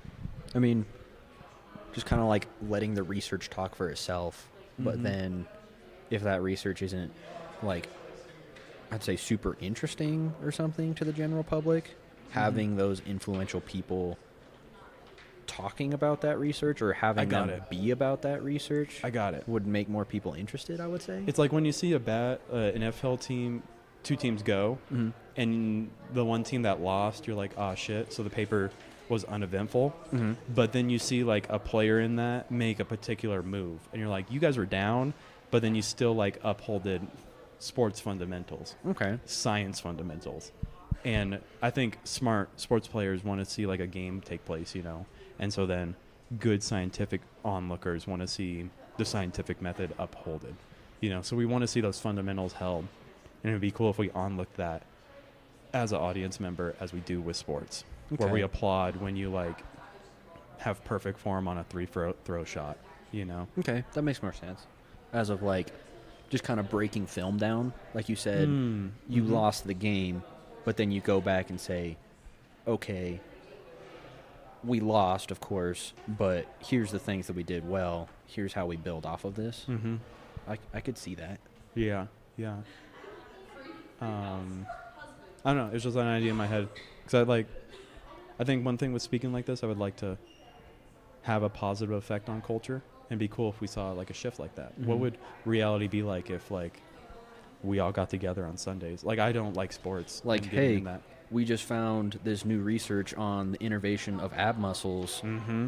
Here's how it affects you. And it's dropping on Sunday. Let's fucking get together and check it out. By Jesse and Bosch. Let's go. But wouldn't that be cool if it was different like that? Yeah. Because if I don't know, I can't even fully picture what life would be like if it was like that. But I think it would be for the better. Yeah, And I'm because not- then and more the- people are being informed. Yeah, and that's not to say there's not a space for sports. Mm-hmm. We can still like see that on Monday, and on Sunday, you know, have our papers drop. It'd be cool, I think. As of being more for educational purposes instead of, oh, these two guys are going out and hitting each other. Mm-hmm. Bravo. Mm-hmm. Which there's mad respects for being able to perfectly hit a three 100 yeah. times in a game. I'm not trying to degrade that, Mhm. but like, let's just have the same mindset towards our Academics. academics Yeah. and good academics, just like we do for good players. Mhm. You know, where you're like the LeBron James, like having a LeBron James of research article of researchers. You're like, that'd be so cool, That would be cool. right? Because like that's one thing I think science is missing, is like faces, like branding almost. I think like proper science has a branding issue. I could see that. I feel like it's kind of different though because, like, you have the LeBron James of sports Mm-hmm. that's centralized on basketball, but I feel like that's a big, broad topic. And if you have a LeBron James of a research article, they're specializing in their certain field, Mm-hmm. which is way, way more specialized than this guy's good at shooting three-pointers. True. I think the football analogy might be a little better, where you would have the heavy hitters, which are usually the quarterbacks, Mm-hmm. and then there's a hierarchy of who gets fame for better or for worse. Mhm. So then you have like the receivers and running backs, and then linemen under that, or whatever, however you want to Mhm. triage that, Mhm. and then like under that you just have like your favorite team would just be the group of guys that are researching longevity or researching new medical treatments, and they're all they're not competing, but yeah I think the football analogy might be better, where you have these heavy hitters. Mm-hmm. There's definitely differences, which you're not going to really tie together, but Yeah. I see where you're going with Yeah. it, yes. Yeah. Like, think if like, I don't know, if institutes had mascots, and we're repping like fucking bulldogs on our shirt, and it's Mhm. actually for like a research group that has put out articles on metabolic functioning. Like there's a rivalry between, like, that'd be so cool in a sense. And there's like competition of like discovering it, but then it's on the under the foundation of like, we have fundamentals here. If you produce bad science, that's like in between a play going and breaking somebody's knee. Like, that's not part of the game, dude. Mhm. That's not how you win, by taking out the best players like that. You don't get good science by skipping parts of the scientific method and having Mhm. bad science. Mm-hmm. Like, we're going to uphold that, and I'd rather you give us a shrug and that be the state things are, than to lie to us and that not be the state things are. And so, Mm-hmm. like, fundamentals of sports or science would be cool. That would be what's upheld, you know? Yeah. So, that'd be kind of cool. That was a thought I had the other day.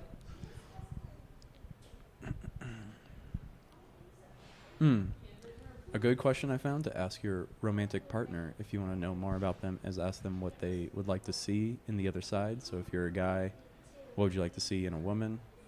And for a woman, what would you like to see in a guy? And then the fun next level that I found is you ask your partner, what do you want? Like, if for me, it's what do I want to see in a woman to want in a man? Okay. And then for the girl, it's what do I want my man to want in a woman? Which is interesting thought as well. And we don't need answers there, but it turns it in a different way of like selecting, because it's not just choosing a person based on what you like about them, Mm-hmm. but then also making sure that they like you on a totally different level, which is Right. cool to ask the question, you know? That's interesting. Mm-hmm. I heard that the other day. I was like, damn, that's a good thought.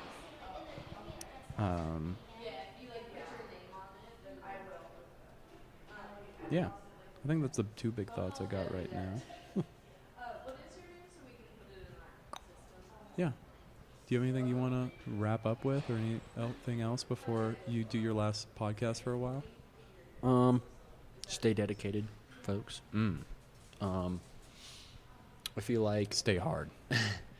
if you're having goals and you're planning goals, just stay dedicated to it. I'm saying this for most goals.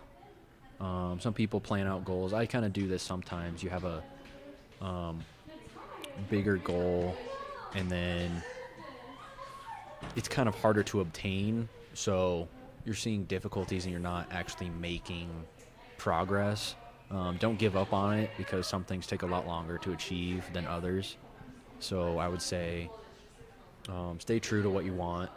That'll definitely help, even if it does take a longer time to achieve what you want. So stay hard, as Bosch would say. That's David Goggins. Yeah. I can't take credit for that, sadly. Or Cameron Haynes. Keep hammering. I like Keep that too. hammering. Other than that, it's been fun. This isn't going to be the last one that I do, hopefully, but Definitely not. I will not be as prevalent because I will be home. But I do plan on coming up here for a trip, if not maybe multiple. We'll see how things play out, but yes. All right. To wrap up, your question is, how do you make or get your coffee, and what does that say about you as a person? How do I make her? Okay. First off, I've never made my own coffee. Never? I don't particularly enjoy coffee very much. My go-to drink What does that say about you as a person? for caffeination To is begin with. not coffee. I'd probably say it's more tea. I guess what that would say about me as a person is I wouldn't say I'm part of the norm of what everybody does. So I'd say I'm different, but not different in a bad way, because I feel like there's a lot of people out there that probably drink coffee now. I feel, I don't know, I guess I like what I said about different from the norm, but not different in a bad way. because most people drink coffee. I don't know if they drink coffee for the taste. I definitely don't. That's usually why I don't drink coffee, because it doesn't really taste all that well to me. So if I want that extra caffeine boost, or I'm looking for that energy, I think chai tea is my go-to. That's definitely probably my go-to something that I need if I need that energy kick. But other than that, I don't really make my own coffee. If I had to get a coffee, it'd probably be a latte of some sort that is drowned with sugar and creamer and makes it not taste like coffee. Caramel macchiato. Yeah, something like that. I had a cookie crumble frappuccino from Starbucks once, and that was good because it didn't taste like coffee at all. But yeah, I feel like that's my answers. I'm not really a coffee person, All right. except coffee flavored ice cream is probably one of my ice cream Favorites? best flavors. Hmm. And I don't know why, because I don't like the taste of coffee, but I like coffee ice cream, Mm-hmm. which is interesting. Yeah. What's your question? Um, I feel like you've thought about this. I'm not gonna lie, I did think about this after that day when I couldn't come up with a question, but Mhm. this is kind of a weird generic question. Is would you rather vacation in the mountains or on a beach? Alrighty. Awesome. Thanks for the 0.5 people that stuck around for this. Stay sexy, y'all.